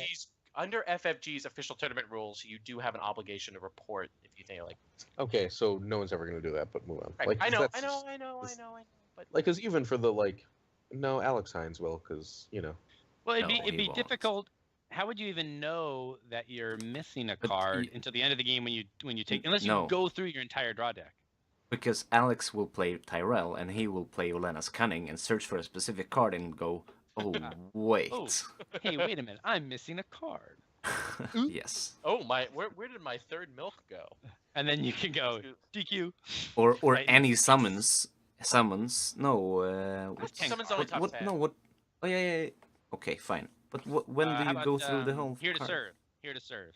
Oh You yeah, can fly Sir. here. You're looking for a maester and go like, oh, I've only flipped through 2 put to the sword, but I have 3. or no, you flip and you don't find Lewin. Like Lewin's just not there. I failed to find Lewin, but you've never played him, and he's not in your discard. And he's not in your hand. That's like when you just do. go, oh, you know what? I don't actually have one. My Or bad. you don't actually have to say any of that. You can choose to fail to find. That's there actually you in the go. official rules. There you But go. anyway, so now talking about damage cards. If a card becomes damaged during the course of a tournament, you have the hang on. opportunity to find a replacement. Yeah. Can I ask a question? Does this mention damaged sleeves? It does No. not. Um, But are marked sleeves in the fundamental tool? Yeah. or Yes. equipment they're in guide? the yes, Are they're- marked Marked? or damaged sleeves. I think they are. Okay. yeah, they Yes. are in the fundamental rules. So if you have a card that becomes damaged, you have an opportunity to find a replacement. If you can't find a replacement, you may use a proxy card for the remainder of the tournament. So if you The accidentally- leader has to make it. Like they Make it. get The to marshal. yeah, Yeah. yeah. The marshal. whoever. It actually says it says a wait. leader will create the proxy, wait. including card name, any information that is no longer legible or available on the damaged card, the name of the leader who created it, and the date it was created. The Roy, original card Aaron. must be Roy. kept face down. Wait, gear wait, bottom. Aaron. Wait, Aaron. Next At tournament, Worlds- TO, I'm eating a card. I'm Yeah, just yeah. eating. I'm gonna be like, I'm gonna eat half the fucking card. You're making me replace me. At Worlds, Get I'm just ready. gonna, in front of my opponent, oops, my milk is damaged. Wait, please come draw a card for me. It might be Just Danny, so I have a so- card drawn. Yeah, I- even better, I will right? have next Guys, TO guys. I perform. I'll have like a little stockpile of just like throbbing members ready to pass it. Oh, you damaged the card? Well, here you go. I got it ready to go for you. I will play with that throbbing member forever. There you go. Double entendre intended. In the meantime, all throbbing members are legal in New York tournaments, by the way. All other bad FFG rules that we've discussed today are now forgiven. Because this is fucking amazing. Well, this is actually, the best. This is a This really is the good best rule. This is the best rule FFG's ever made. Well, the thing that's also really nice though about this is FFG actually provides a system for TOs about how to deal with this problem. No. I've got a serious thought. Has FFG ever made a rule that's better than this? Like a tournament rule? Any rule. It could be a card ruling. I think he means like banter-wise. No. I don't even. I just mean like, because every fucking rule they've made, whether banter-wise or not, I've been like, God, that's probably the wrong ruling, right? Oh, wait. Should we end this on a good note, or should we did forget one thing that I think Aaron will dislike. I can't dislike it more than I like that rule. Okay, so FFG now says you have to look at their website to find out which products are legal. Yeah, yeah. When they did the 11 days before thing, I thought that was basically it, right? Or is the 11? No. There's no 11 days rule. If it's not on the official product legality page of their website, it's not legal for that pack or for that. But then why did they make? No, it still has the 11 days. It's still right there, Roy. Oh, it's 11 days. Yeah. For premier events, all products is legal in North America 11 days. So wait, then why? Don't those rules contradict? No, it just says official dates will be updated on the product legality page on our website. So it's like if you're not sure if it's been 11 days or whatever, just check. So that's fine. That makes. Why would I hate that? That makes perfect sense. I think that's everything. All right, chat. Is there anything else that we missed? Roy, the next New York tournament, can I TO so people can damage cards? I mean, you can be a leader at the next New York tournament. If you show up at the start time for the next New York tournament, you can be a leader. That's true. I'm in. Which will be Thrones-Toberfest. So. Oh, I always go to Thrones-Toberfest. It's one of my favorites. Well, Dave Stroms will be there. Not Red Saturday. True. I do Red Saturday every year. I don't always do Thrones-Toberfest. They also did like designate which structure to use for what tournaments. So like basic structure is only for Sword Championship events, and the advanced structure is for regional events. And in fact, the advanced structure is likely not even to be used for the big tournaments. For that, it's their like custom structure, right? Whatever that event decides they want to run it as, which is kind of cool. It means all the Road to Stolic tournaments, like Kingdom Kong out here, or the New York tournaments, they can run it basically any way they want. And in fact, they're encouraged to. Even Nationals, Gen Con, Worlds, you have to think will not follow the advanced structure, but will follow some custom structure that FFG deems is appropriate for that tournament. And FFG really likes the graduated cut. Yeah. Which is a really good decision. I'm a big graduated cut fan. Except that apparently Sandy says this. I don't know if it's true. That if Sandy went undefeated in his graduated cut games, he still couldn't have made the cut. Does that make sense? Yes, that was not just him, but other people said they were a little confused because they were told to come back, play the next day. You've made the graduated cut, but it didn't matter. It was still impossible for them to advance. But they could eliminate other people, though. Yeah, but that's fucking stupid. But it's kind of depressing, right? The whole point of the graduated cut isn't to like eliminate people. The whole point of the graduated cut is to try and advance. That's stupid. All right, I take it back. The question is, why am I like taking out a chunk of my tournament weekend to go and like or go drink, give a good fight for other people? Yeah, I would just say, oh no, that's fine, I'm out. Like if I'm out, I'm out. Tell me I'm out. I mean, I think it might be. Go ahead, Eric. Okay, so the best FFG rule is still definitely the drawn cards. Yes, but I think the graduated cut exists as a sort of type of accomplishment short of the full cut that people can sort of go home and say, oh, I made the second day at Origins, or I made the second day at Gen Con. Since they're no longer, it's pretty clear FFG is not going to do top 32s anymore. Like that, that the cut is going to be top 16.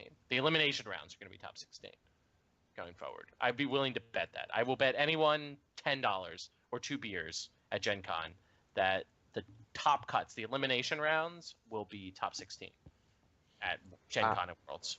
I will make that bet with you only if you come out this Saturday and drink with me until we die. I'm saving that money for Gen I'll Con. I'll buy you at least 6 or 7 drinks. You said that last time, and that's not what happened. Yeah, but Sandy did. Sort of, but we'll spare the readers, listeners, viewers that story. We definitely don't have readers. Whatever. All right, so Aaron, you had another segment for us. Sure.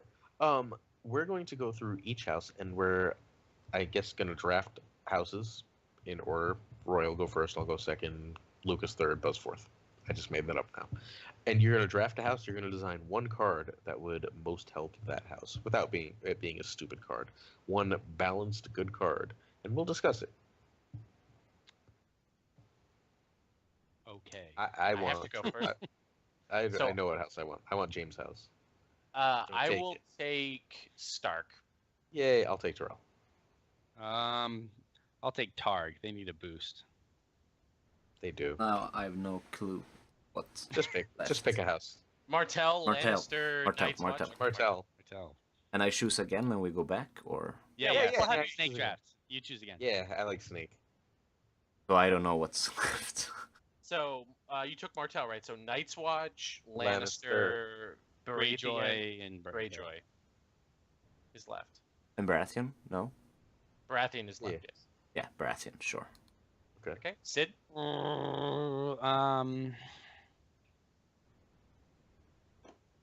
Yeah, I'll take Greyjoy. All right, I want Damn you, Sid. Night's Watch because I want Roy to do Lannister. No, I'll do Okay. Lannister. Oh. I'll do Lannister. No, Roy. no. Already, I picked You want Lannister. it? We're skipping Aaron. I'm going to design a Lannister card. No, Okay. that's not where you That's start. the first card we're going to do. No. All All right. right, go ahead. No, just joking. You want Lannister? That's fine. No, I actually so don't. what's the I'll last do- house? No, you're doing the first. You're Lannister. Yeah, I'll you'll do have Night's to Watch. go. So let's start. Let's take it from the top. What? All right. If you could. Lannister. What? Okay, Wait. It is Oh, you're gonna start with Lannister? cost event. No, I'm joking. I have to. I'm pretty drunk at this point, by the way. So, trying to come up with a balanced Lannister card. I think. Okay. I think it would be a one-cost, non-loyal event that, when choose a knight character. Until the end of the phase, that character gains a military icon, an intrigue icon, and when they are attacking alone, they gain renown. They get both icons and renown? Yes, until end of phase. One cost. The icons probably already on a Lannister knight anyway. It's basically what I'm trying to do. There are no other men like me, except from it's First saying Edition. that everyone can be a man like him. Correct. It's like That's the first. entertaining. Yeah.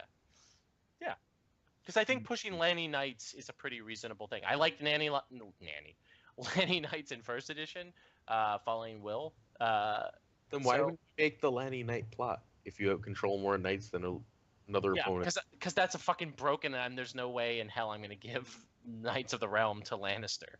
So that would be my card. So chew me up, gentlemen. Here's what I think. I think the icons is boring. Well, they don't need icons. Yeah. Make him does not kneel to attack. There we go. But then you're probably gonna have to go like 2 cost on the event, because for 1 cost you can't just give somebody renown and does not kneel to attack. 2 powerful. Wait. What if it's instead of the But it's icons, attacking you alone. could- That's Wait, the what key if it's thing. instead of the extra icons, you can make an extra challenge?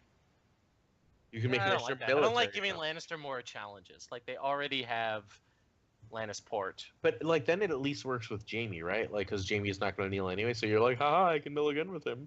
Well, but the point is to give you a second Jamie, I guess, would be what the design. If this is my champ card, which is fucking absolutely not what my champ card, if I ever won anything, would be, I would not want you to choose Jamie as a target. It would be to give you a second powerful knight that could help you close. Would be generally what this card is trying to do. Which is why I like the attacking alone. But could give Jamie an renown on an intrigue challenge. Yeah, interesting enough, I guess. I don't love the giving icons. It shouldn't but be I'm too okay otherwise. interesting. It's Lannister, so let's. So and then it pillages and kills whatever you pillage. Well, that's true. I forgot that. Yeah, I should have just made an event that gives any Lannister character the mountains effect, right? Oh man, you should make a card called "I Killed Her." That's like an automatic put by the sword. No. It's a 0 cost event after you win a challenge with it would be after you lose a challenge, if we're being super niddly, with a knight character defending alone, flip the top card of your opponent's deck over and kill whatever character that is. I don't know. It'd be just basically a mountains defense. But anyway, that's what my Lannister card would be. So I like Renown and does not kneel to attack. I think we don't really have much of that besides Jaime. So I guess you could say Lannister has the theme a little bit. I'd like to see that somewhere. I like does not kneel to attack stuff, obviously, because it's awesome. But I think it'd be balanced if it was just an event that could be canceled, that you could control the character. You could get around it and do things to stop it. Also, one of the things I like about a 1-cost event is it's easier to cancel than a 2-cost event. So, I don't know. True. My go? Or Buzz, do you have any comments about my terrible card? No, it's terrible. Oh, terrible. Aaron, design a better card. All right, my Tyrell card would be an agenda. It's going to have you only get 6 cards and count 6 gold, and it's going to be first setup. And it's going to be you can put a location into play at the start of the game, and that location can not be removed by non-plot card effects. So you're talking about fucking HOD, House of Dreams, but way better. I don't know what HOD means. I don't understand this. So okay. So what Aaron? All right. Sorry, second edition players. What Aaron just did is took a card that existed 1.0. It was a champ card designed by Corey Faraday. 2-time. No, but it has to be Tyrell only. If it's any house, it's a Night's Watch card. Correct. So it's only Tyrell. That's how he changed it, and he actually made it stronger than it was in first edition. Wait, how did he make it stronger? Well, I mean, you only get 6 cards. Gold. 6 gold. On so, setup? I guess you get, but you lose a card. So. Yeah, so basically in you're 1.0 you lost 40% of your setup, right? So And, you get 5 gold. 5 gold and 6 cards. I mean, you're basically asking us to redesign HOD, right, for second edition? No, I'm just saying. Agenda. No, what I'm mostly saying is if Tyrell could start with a location in play, not. I mean, sure, even Highgarden, but also Highgarden and to an extent the Mander. Like if you could start with Pleasure Barge. Yeah, that is not the boost that Tyrell needs. You don't think that would help Tyrell? No, I think that would make Tyrell the best house. They need characters. Oh, what do they need, Buzz? Let's hear it. They need control options. Give me a Tyrell card then.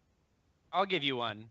It was an old Barra card in 1.0. It doesn't have to do the exact same thing, but it was You're gonna fucking redesign Melisandre's favor. No. It was an event that said play during an intrigue or a power challenge, and remove all but one of your characters and one of theirs. So you can attack with one, they defend with 2, and you can just pop one out.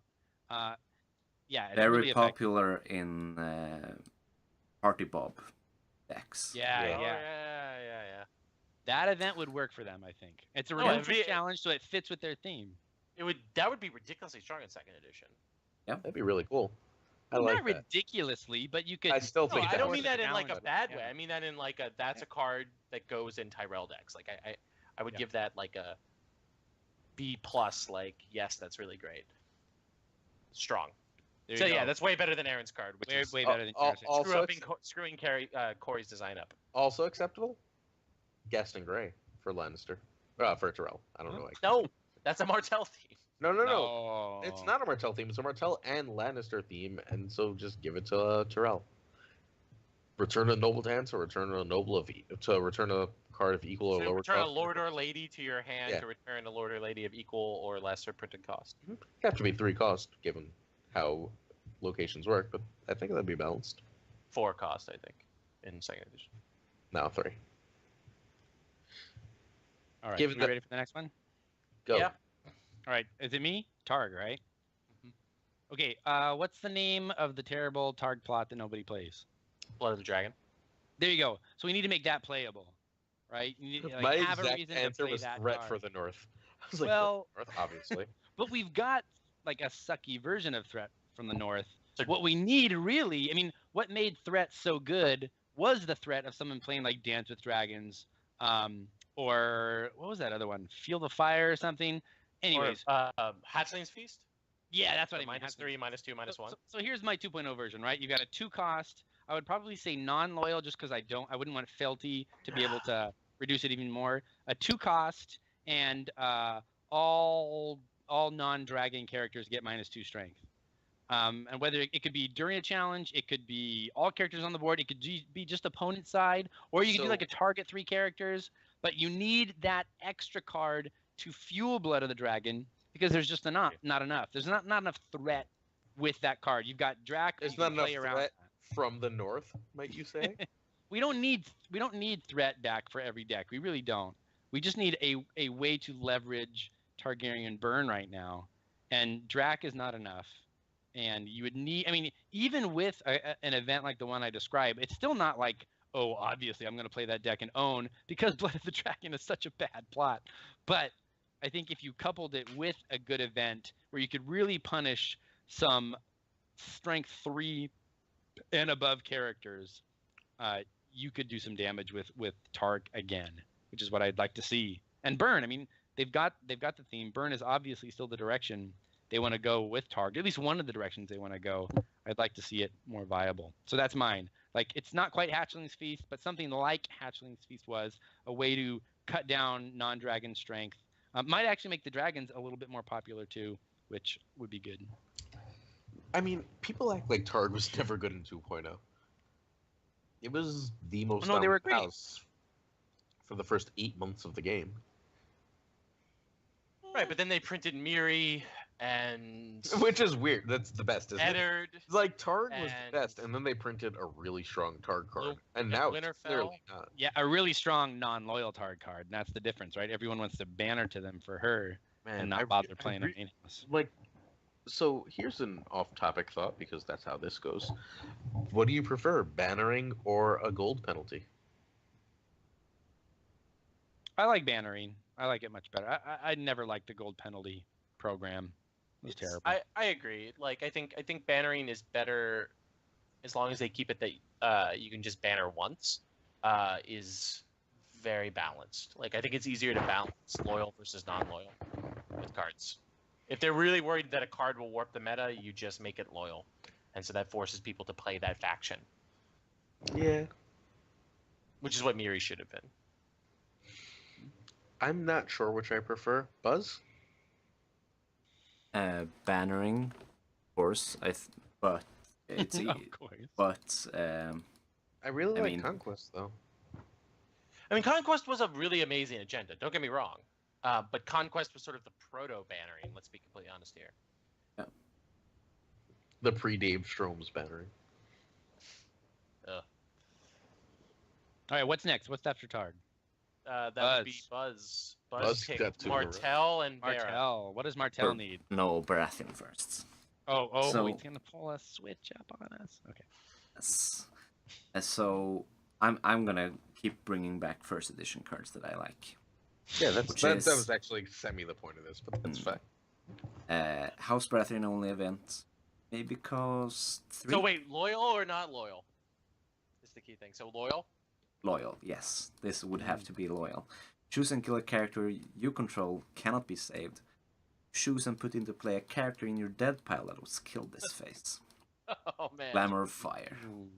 Glamour of Fire coming back. Oh. Do you think that would actually help Barra? Oh yeah. Can you give it the Relore tree?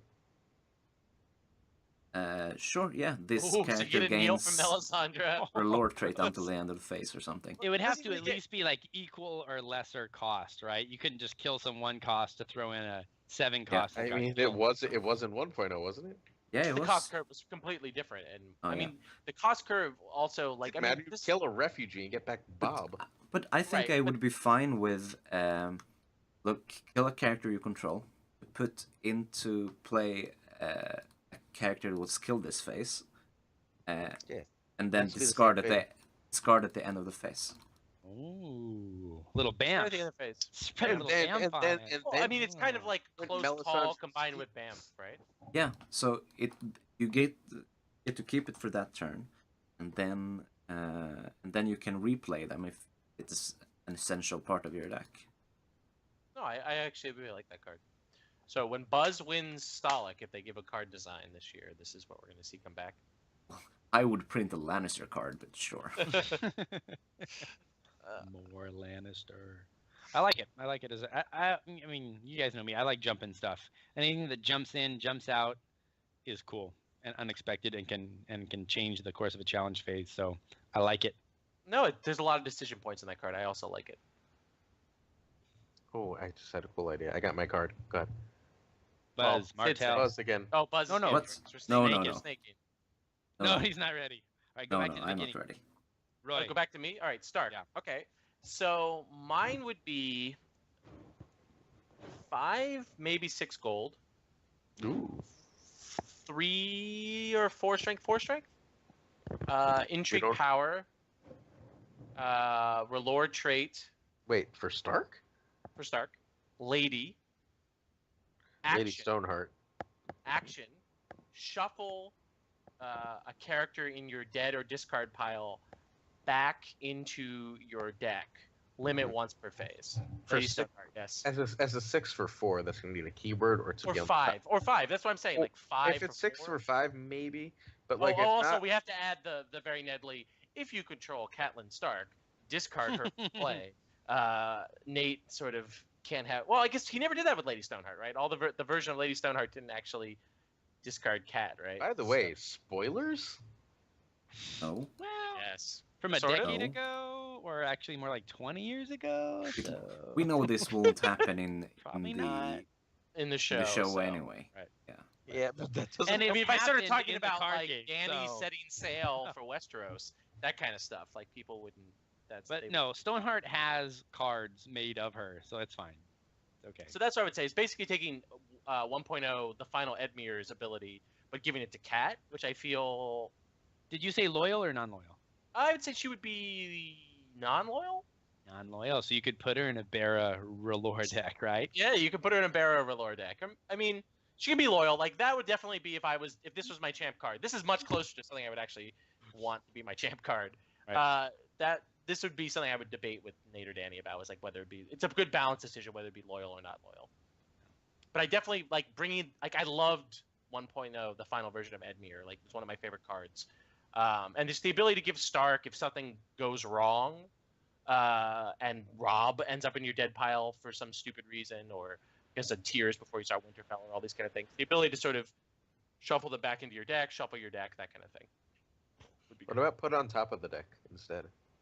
Ooh, I think that's a little too like Crazy? crazy, a little too powerful for me. Alright. But I never understood why Edmure got that ability. So giving it to someone who actually came back from the dead and was a surprising character. I have another come back from the dead card for Night's Watch, so that's cool. Well, you're up. Well, you're Alright, up cool. now. Wait, I would- no one super objected to that card? Awesome. No, I No, I think dig it. I like it a lot actually. I like the idea of traits kind of crossing houses. Not, Yeah. I mean, no one wants to see Relore be like a main Stark trait, but I like the idea of maybe one card that kind of Right, well- slots in and adds a little twist to the Relore trait itself. I like I'm that. looking forward to Morocco or Makoro, excuse me. Makoro, Makoro with his Relore trait. little Relore Greyjoy, yeah. Oh yeah, yeah. Your Greyjoy stag deck just gets one more. Or Barra. yeah, Right? All right. So I want Jon Snow. I want him to have. I want We all want him. We all want Jon Snow. no. He's gonna be a Tricon. okay. He's gonna have 2 traits. They're gonna be Lord, period, and Commander, period. Whoa, nope. 3. You're missing one. You're missing the most important one. What? Bastard. Oh, okay, fine. 3. Bastard. He can be a bastard. So Jon Snow, who's a Tricon, who is Lord, Bastard, and Commander traits. You can even stick the Bastard in the middle because that's most entertaining. I don't think I want him to have any keywords. Tricom, let's say 7 for 5. When you win a challenge on defense, Jon Snow claims 1 power. I kind of want him to have something else. I think 7 for 5. When he's a Lord, loyal, Yeah.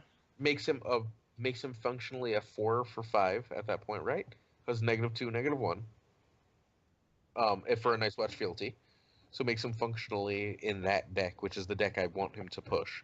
A 4 Right. for 5 that says when you can win on defense, and now you have when the wall is out a 7 for 6, an extra way too. Plus, it goes with Castle Black.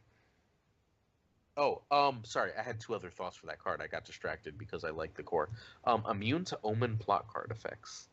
What? That's Valor. What? No. But if you control Bo and Marsh, cannot be saved. No. No, he just gets cannot be saved. Immune to Omen plot card effects, but cannot be saved. So he's immune to Valor because all men must die except Jon Snow dies and comes back. But he can Spoilers, Aaron.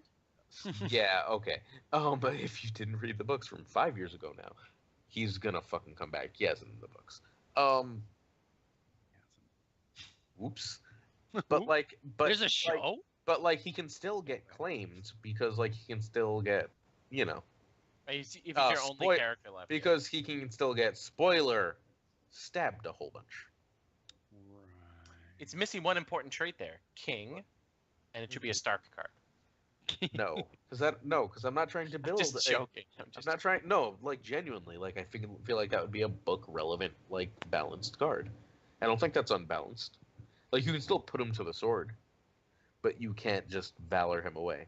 I might even go immune to plot card effects, because he's that makes him immune to March though. Well, he's not marched to the wall.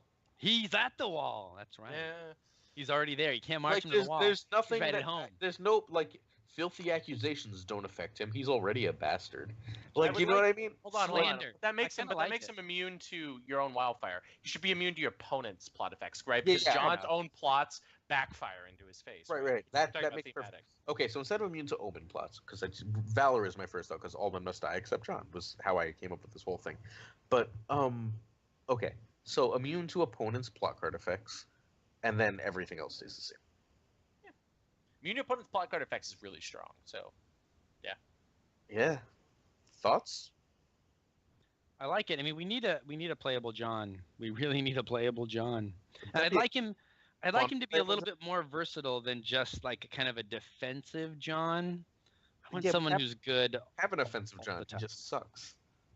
No, he's not a good offensive Jon. Wait, defensive or offense? Wait. So I want a good offensive and I just want a good Jon. The best characters are good on offense and defense, right? They're just good. This Jon doesn't have to participate on defense, which is why I made it win a challenge as a defender. Because if you just win a challenge as a defender and he gets the power, he's still just a good body. You don't have to. I mean, the problem with that though is you can. I mean, they're gonna want to put a limit on that, right? They're gonna want to put limit twice per phase. Sure. Because if you win, let's say you win 3 challenges defender. Then your opponent is bad at the game and deserves to lose. You could have an ability that forces your don't to attack you. That doesn't exist right now. No, I was more thinking within Jon, right? If you wanted to, if you make it limit twice per phase and then action, choosing a character. That would be really cool for a Jon. Action, yeah. Choose an opponent's character. That character must make a whatever challenge this phase. If able. Must make a, you could make Cersei intrigue Jon because she's talking shit about him for being a bastard. That'd be cute. I would make him while you control the wall, Jon does not kneel to attack, and while you control the wall, your Night's Watch characters cannot be bypassed by stealth or something. Make him a beast. That's amazing. Beast mode. That's amazingly broken. No, it's not. It's still out of Night's Watch, guys. What are you talking about?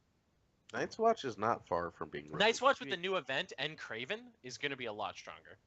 Yeah, you're wrong if you think Night's Watch is that far behind everything else. Night's Watch not, but they need a good character. They still need a way besides just the wall to win games. My example included the wall, so that doesn't work. But they need more than one win condition. They have that Jon that I just said. They don't need the wall. They can build a defense deck. They can stall if they see the wall. Great. If not, then they just need to control initiative and go second. Win some shit on defense, and they're going to claim a bunch of power. They're not going to get Valor or Marsh. They have to protect against Put. That should still win games. Buzz, any thoughts? What do you do to stop that? This theoretical card. What? How do you? Okay, sorry. Go ahead. I don't remember what card you were talking about. Milk of the Poppy. Stopped. Done. I mean, No. answers. It's a Night's Watch card. No attachment except weapon. Oh. No. Mm. None of the powerful Night's Watch characters have no attachments but weapon, except for Aemon, I guess. Right? Jon Snow? Jon Snow, I think. No. Right? Really? No, you can milk that John, right? No, you can't. No. No, he's no attachments except There's no weapons, attachments for except- sure. But that John. But he's not a I said powerful powerful Night's Night's Watch character. character. No, Fine. he is powerful. He just doesn't work at the moment. He's Right. very Right, powerful. but they would have to explicitly print cards to support him, which they seem to not want to do. So we can make another Night's Watch card while we're here that would support Jon Snow. A weapon attachment that says, opponent cannot be Nelton's immunity to Nelton's block card effects. No, I think really what John needs is more efficient, like characters that benefit Night's Watch when they attack. Like if you wanted to print like John's friends, like Pip and Gran and Satin and Ed and all those as the dragons that all right? make it better. And Sam, like, well, no, they don't make him better. Like Jon Snow gains X, but like when They gain Gran X if wins a Jon challenge, Snow's in play. no, not explicitly John, but like when you win a challenge as the attacker and you control Gran, choose a kneel, like give him he gains Intimidate. I don't fucking know, but just like cards that push Night's Watch to attack, and then Right Jon now Snow it's only Ghost, right? Ghost is the only real Night's Watch card that you want to use to attack, and he's good. I mean, Ghost is an effective card. Ghost is a really good card, yeah. Yeah, like more he's cards still like just Ghost. one icon though, which Right. But you could do that. Like you could do a Gran that also has a military or a military icon. You could do an Ed that has a power icon and a Pip that has an intrigue icon, and all three of them synergize with John, like in some way, but not like said if you control Jon Snow, you must do this. But Ooh, I like like that. like Ghost, like do something interesting, and if you have John, fuck Oh. you. Right. Hey, how John's about- little crew. John Yeah. needs his crew all How together. about right? how about a 5-cost John that says choose a unique Night's Watch character against an icon of your choice? No, but A we five- don't want that different John. We want the old John to work. Right? Right. Yeah, Right. that's That's true. the key thing. So you would need to print it like Night's Watch to push that theme, at least in my opinion. It needs more. Well, one, it needs more aggressive it needs more ghosts, right? It needs House of Dreams Jon Snow. Right. Well, no, not just that. Like, 'cause you can run 3 Choose Johns, a 6-cost Night's Watch character. put it into play. Right.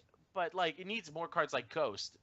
Relatively efficient cards that if you see John, they're amazing. Like Ghost and John Hey. together, that's what a 7 strength military challenge with stealth, right? And if you throw a Hey. long con in there, like go fuck yourself, right? Hey, also acceptable, like make something like Yorin or what is it?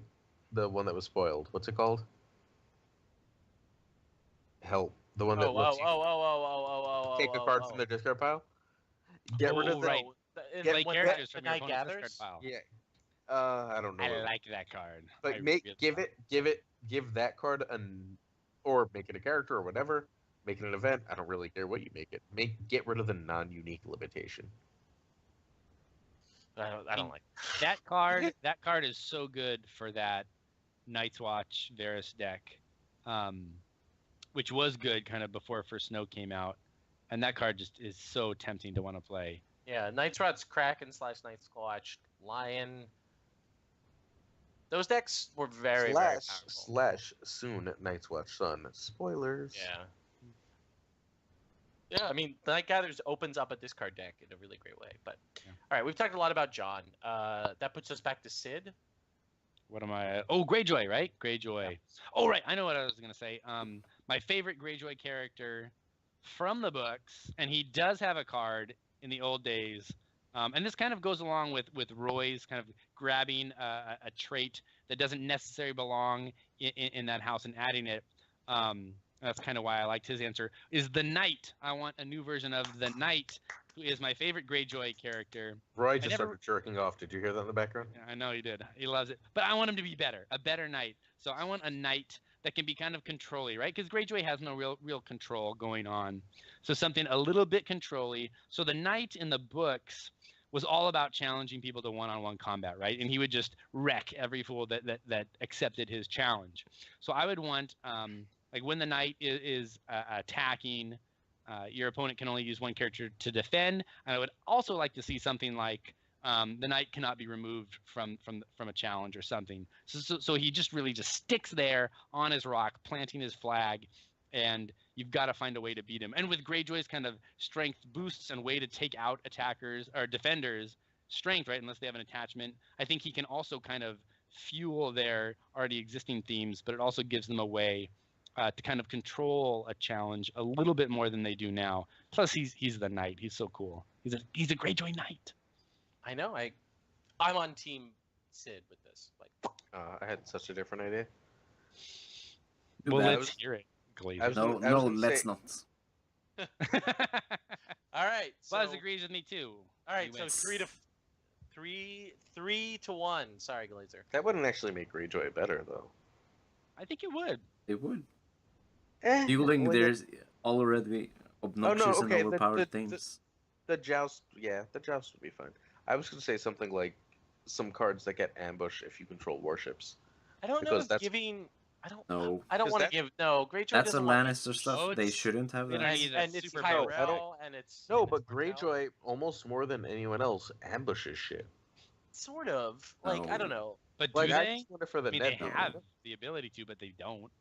Like, They I think- totally I- ambush the shit mean- out of people like Moat Caelan and Winterfell. Well, Theon does, but it like backfires, and then you're into like the Barra drawback theme, right? Where you gain an advantage, but it's a fragile advantage, right? So I don't know. I mean, the problem from a design perspective that Greyjoy has is its themes are kind of one note, both thematically and from a game design point of view, and other natural themes that you could give Greyjoy, including ambush. Like, let's accept Aaron's logic. It's just redundant. Like, we already have 3 factions that do it. 4 if you include Stark's Greyjoy, or not Greyjoy, excuse me, Stark's Direwolf ambush theme that exists, sort of. Like, there's 3.5 factions that already do ambush, and giving them to Greyjoy is just not interesting. It's like, that's boring. So- It doesn't make Greyjoy more interesting. It just So- makes them more like Lannister. An aside, I'd give them Live also, like a first edition Live. I think would be really good in Greyjoy. But more than that, you Wait, know what? which You live, know what? the draw or the kill? The draw, Live, not Live 2, Live. Come on, we have names for these things. I don't care if Just making second sure. edition players understand. So, what actually has always annoyed me first edition and second edition is that Greyjoy gets winter themes. Like, I don't like Greyjoy getting winter themes. Boats don't row on ice. Well, but I think it's more like It's the sea. Greyjoy. It's the sea, but also Greyjoy like survives hardship really well, right? Yeah, 'Cause they no, share an I island. get that they survive hardships, but they also like winter doesn't just mean hardships. Winter means something very specific, and like they're not winter. Like they're just not. Like they're cold, but they're not winter, and there's a difference, especially in the lore. Yeah, Like you know what? In much the same way that I don't like Martell summer. When you live in the desert, the summer doesn't fucking matter.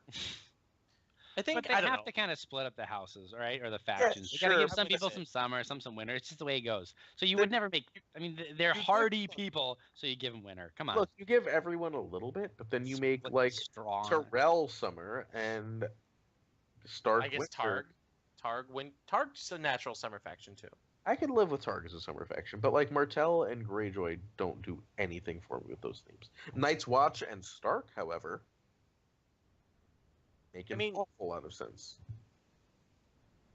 I mean, but I'm with Sid on this. Like, you run a point where how can I thematically represent what Greyjoy is, right? And Greyjoy is they like to Then run over design- people. Wait, no. They- Then pause. Then you design them better to begin with. You give them all intimidate. Greyjoy's not the stealth house anymore. They're the intimidate house. Like if you're designing from the ground up, I would. it still makes you want to go first, still makes you want to win initiative, but it's not about stealth if it's not about ambush, because stealth is how they ambush, right? Right, They but- intimidate people into submission. No, but intimidate is Neil now, and it just doesn't work. Does it not? It does They, not. they show up. They It does not. They show up. They kill a bunch of you. They make everyone who's left kneel. Nah, they kill you. You don't kneel mean- before the I mean, Greyjoys. You kill or you fight. You know, no one I kneels s- before the It's Greyjoys. enough. I- If it's enough, I- don't pay the iron price. Maybe. I had actually, you know what? I'm actually more sympathetic to Aaron's point of view because, like, of all of the themes that one house embodies, like Bara. No other house really has Neil as like a sub theme, unlike every other theme that exists. Lannister has a card, a single card.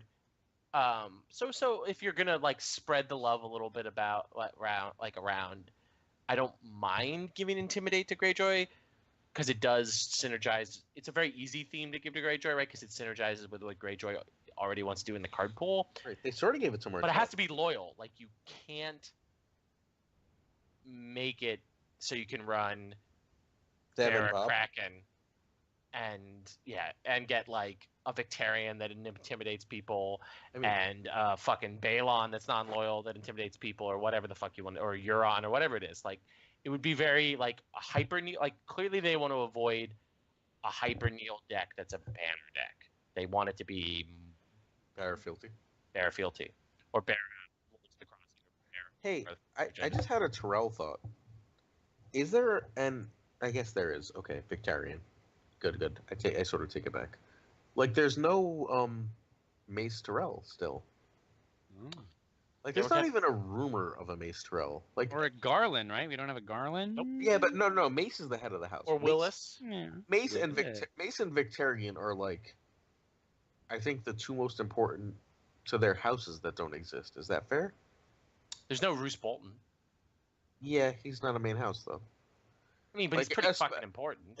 Yeah, but especially where we are in the books, though. All right, where we are in the books. Well, Victarion hasn't appeared. He's No, just been but mentioned. that's Well, fine. Neither has Mace, though. Neither have Greyjoy and Terrell really, except for Theon, right? That's true. All right, but technically, So, like, actually, if we're given beginning that- Clash of Kings, Victarion actually appears in Clash of Kings, so he should theoretically be in the Doesn't sequel. Mace appear in Clash of Kings? No. Really? At the end, he does. At the very end, he does. At the very, very end, he does. No, he doesn't. He appears before that. He's at the whole trial. He's one of the judges at the trial of Tyrion. That's Storm of Swords. But Oh, yeah. That's yeah. Storm of Swords. Wait, Because what's he's the not. second- Because he's not at. Is that the second book? He's not with. he's not with Boris and Renly. He's not at with the Tyrell Bitterbridge. Baratheon encampment. Okay, he's not there. Wait, which book is Clash of Kings? the second. The book. second one. I thought a Feast for Crows. Feast for Crows. That's the fourth. I got my book names confused. Sorry about that. My fault. Major characters that have not. Mace is definitely there. Victarion is definitely there. I would throw Roose Bolton. Like he's pretty fucking important. He's in the first book. Okay, but given how important, like, if you were saying most important, There's not a great John. Wait, no, wait. If you were saying most important houses for most important characters to the Stark house, Roose is like the seventh, right? Yeah. Like, is Roose more important than? He's more important than Rickon, and he's Okay, right. Roose But led the battle on the Green Fork in book Wait, one. He was pretty big. Roose is not more important than Ed or Kat. No arguments, right? And we have two versions of those characters. So Cool. Roose is not more important than Bran, Arya. We only have one. We have two Arias. Okay, But he Bran, is more Arya, important than Mace. He's not more important than Sansa. We're talking about There's two by house versions. because it has to be by house. Not more important than Sansa, and not more important than I had a last one, but I got confused. Bran, Arya, blah, blah, blah, blah, and Jon Snow. He's not more important than Jon. There's Knight, and I mean John.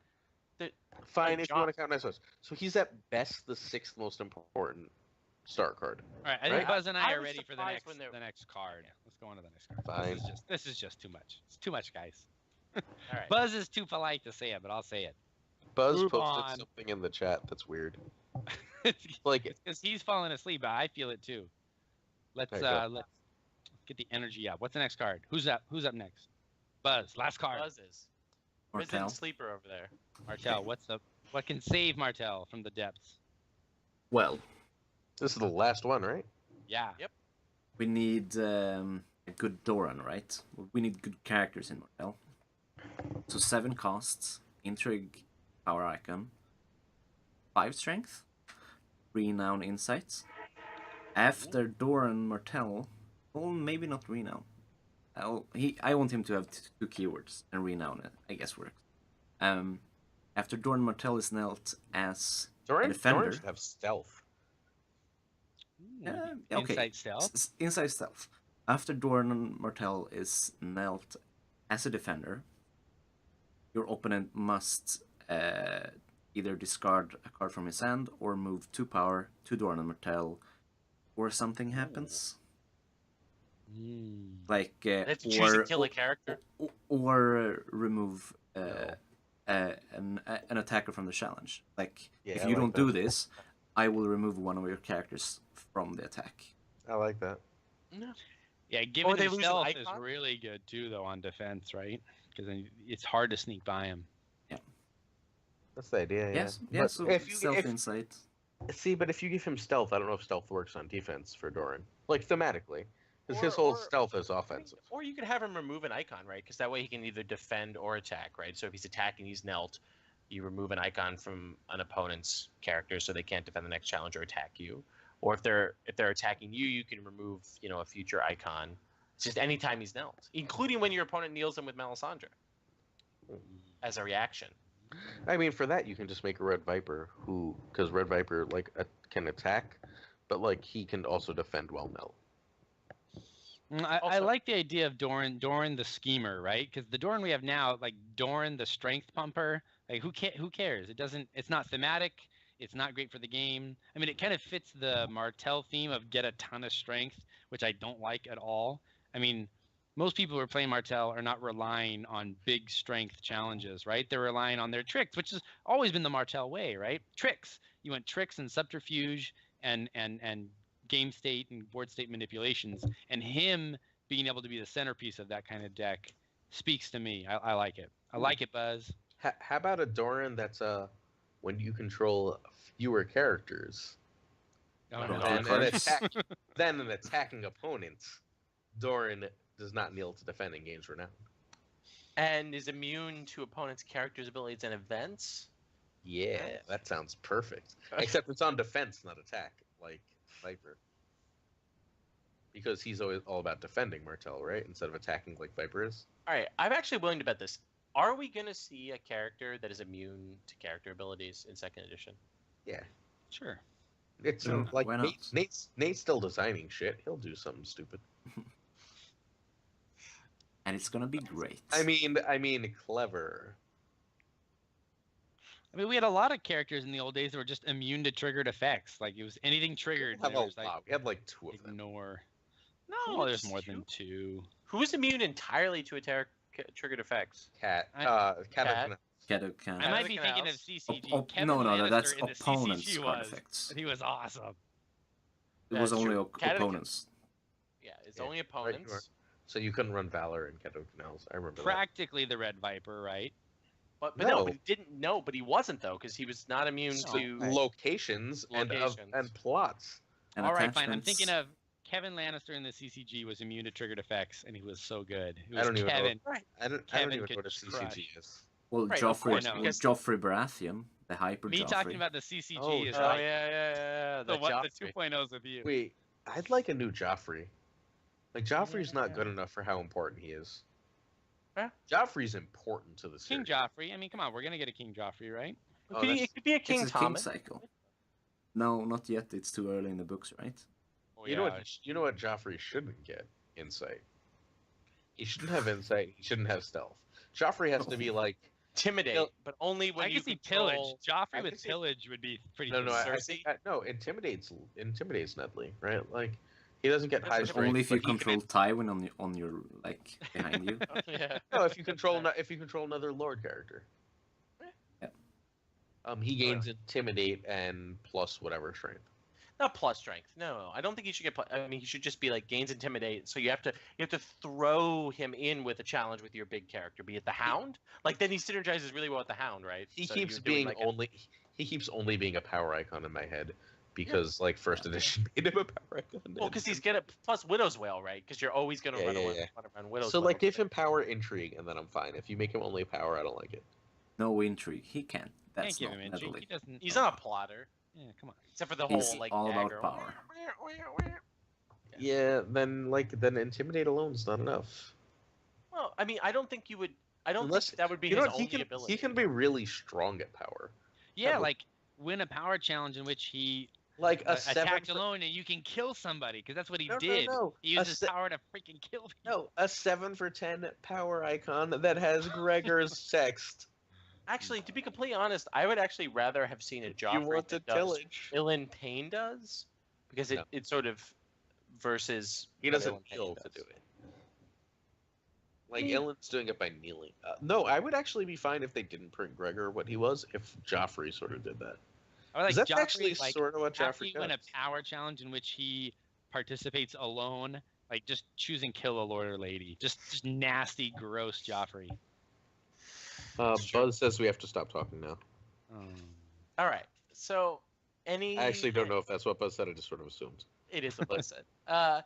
So, any final thoughts so Buzz can take a nap before he gets on with his Friday? Friday.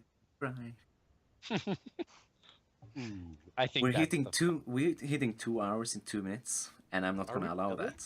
Yes. Oh, it's I'm over 2 hours according to Well, this here. The, So. Yeah. the stream is hitting 2 hours. Okay.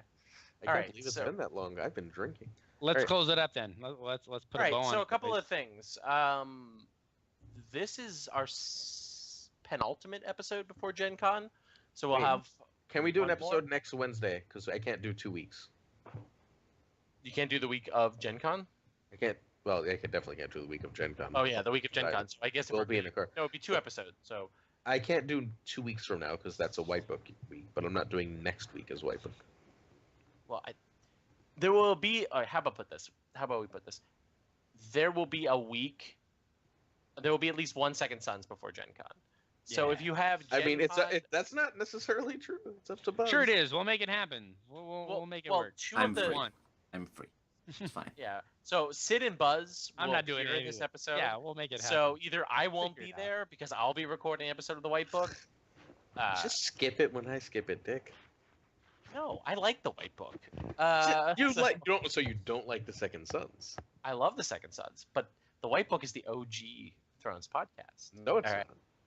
So anyway, so there will Is be it- at least one have we episode hit before 2 Gen hours Con. yet? So Seconds away. We're seconds away. if Seconds. you Close have it. any questions, Buzz just killed our thing. Bye. No, Roy, let's just get that. close it. If You have any- seconds. If you have any questions for us before Gen Con, please ask. Anyway, I want to thank you all for putting up with nearly 2 hours of somewhat rambling content. We're the Second Sons. Please follow us on Facebook, and have a Alright. really wonderful night. Stop. Good night, with this everybody. thing.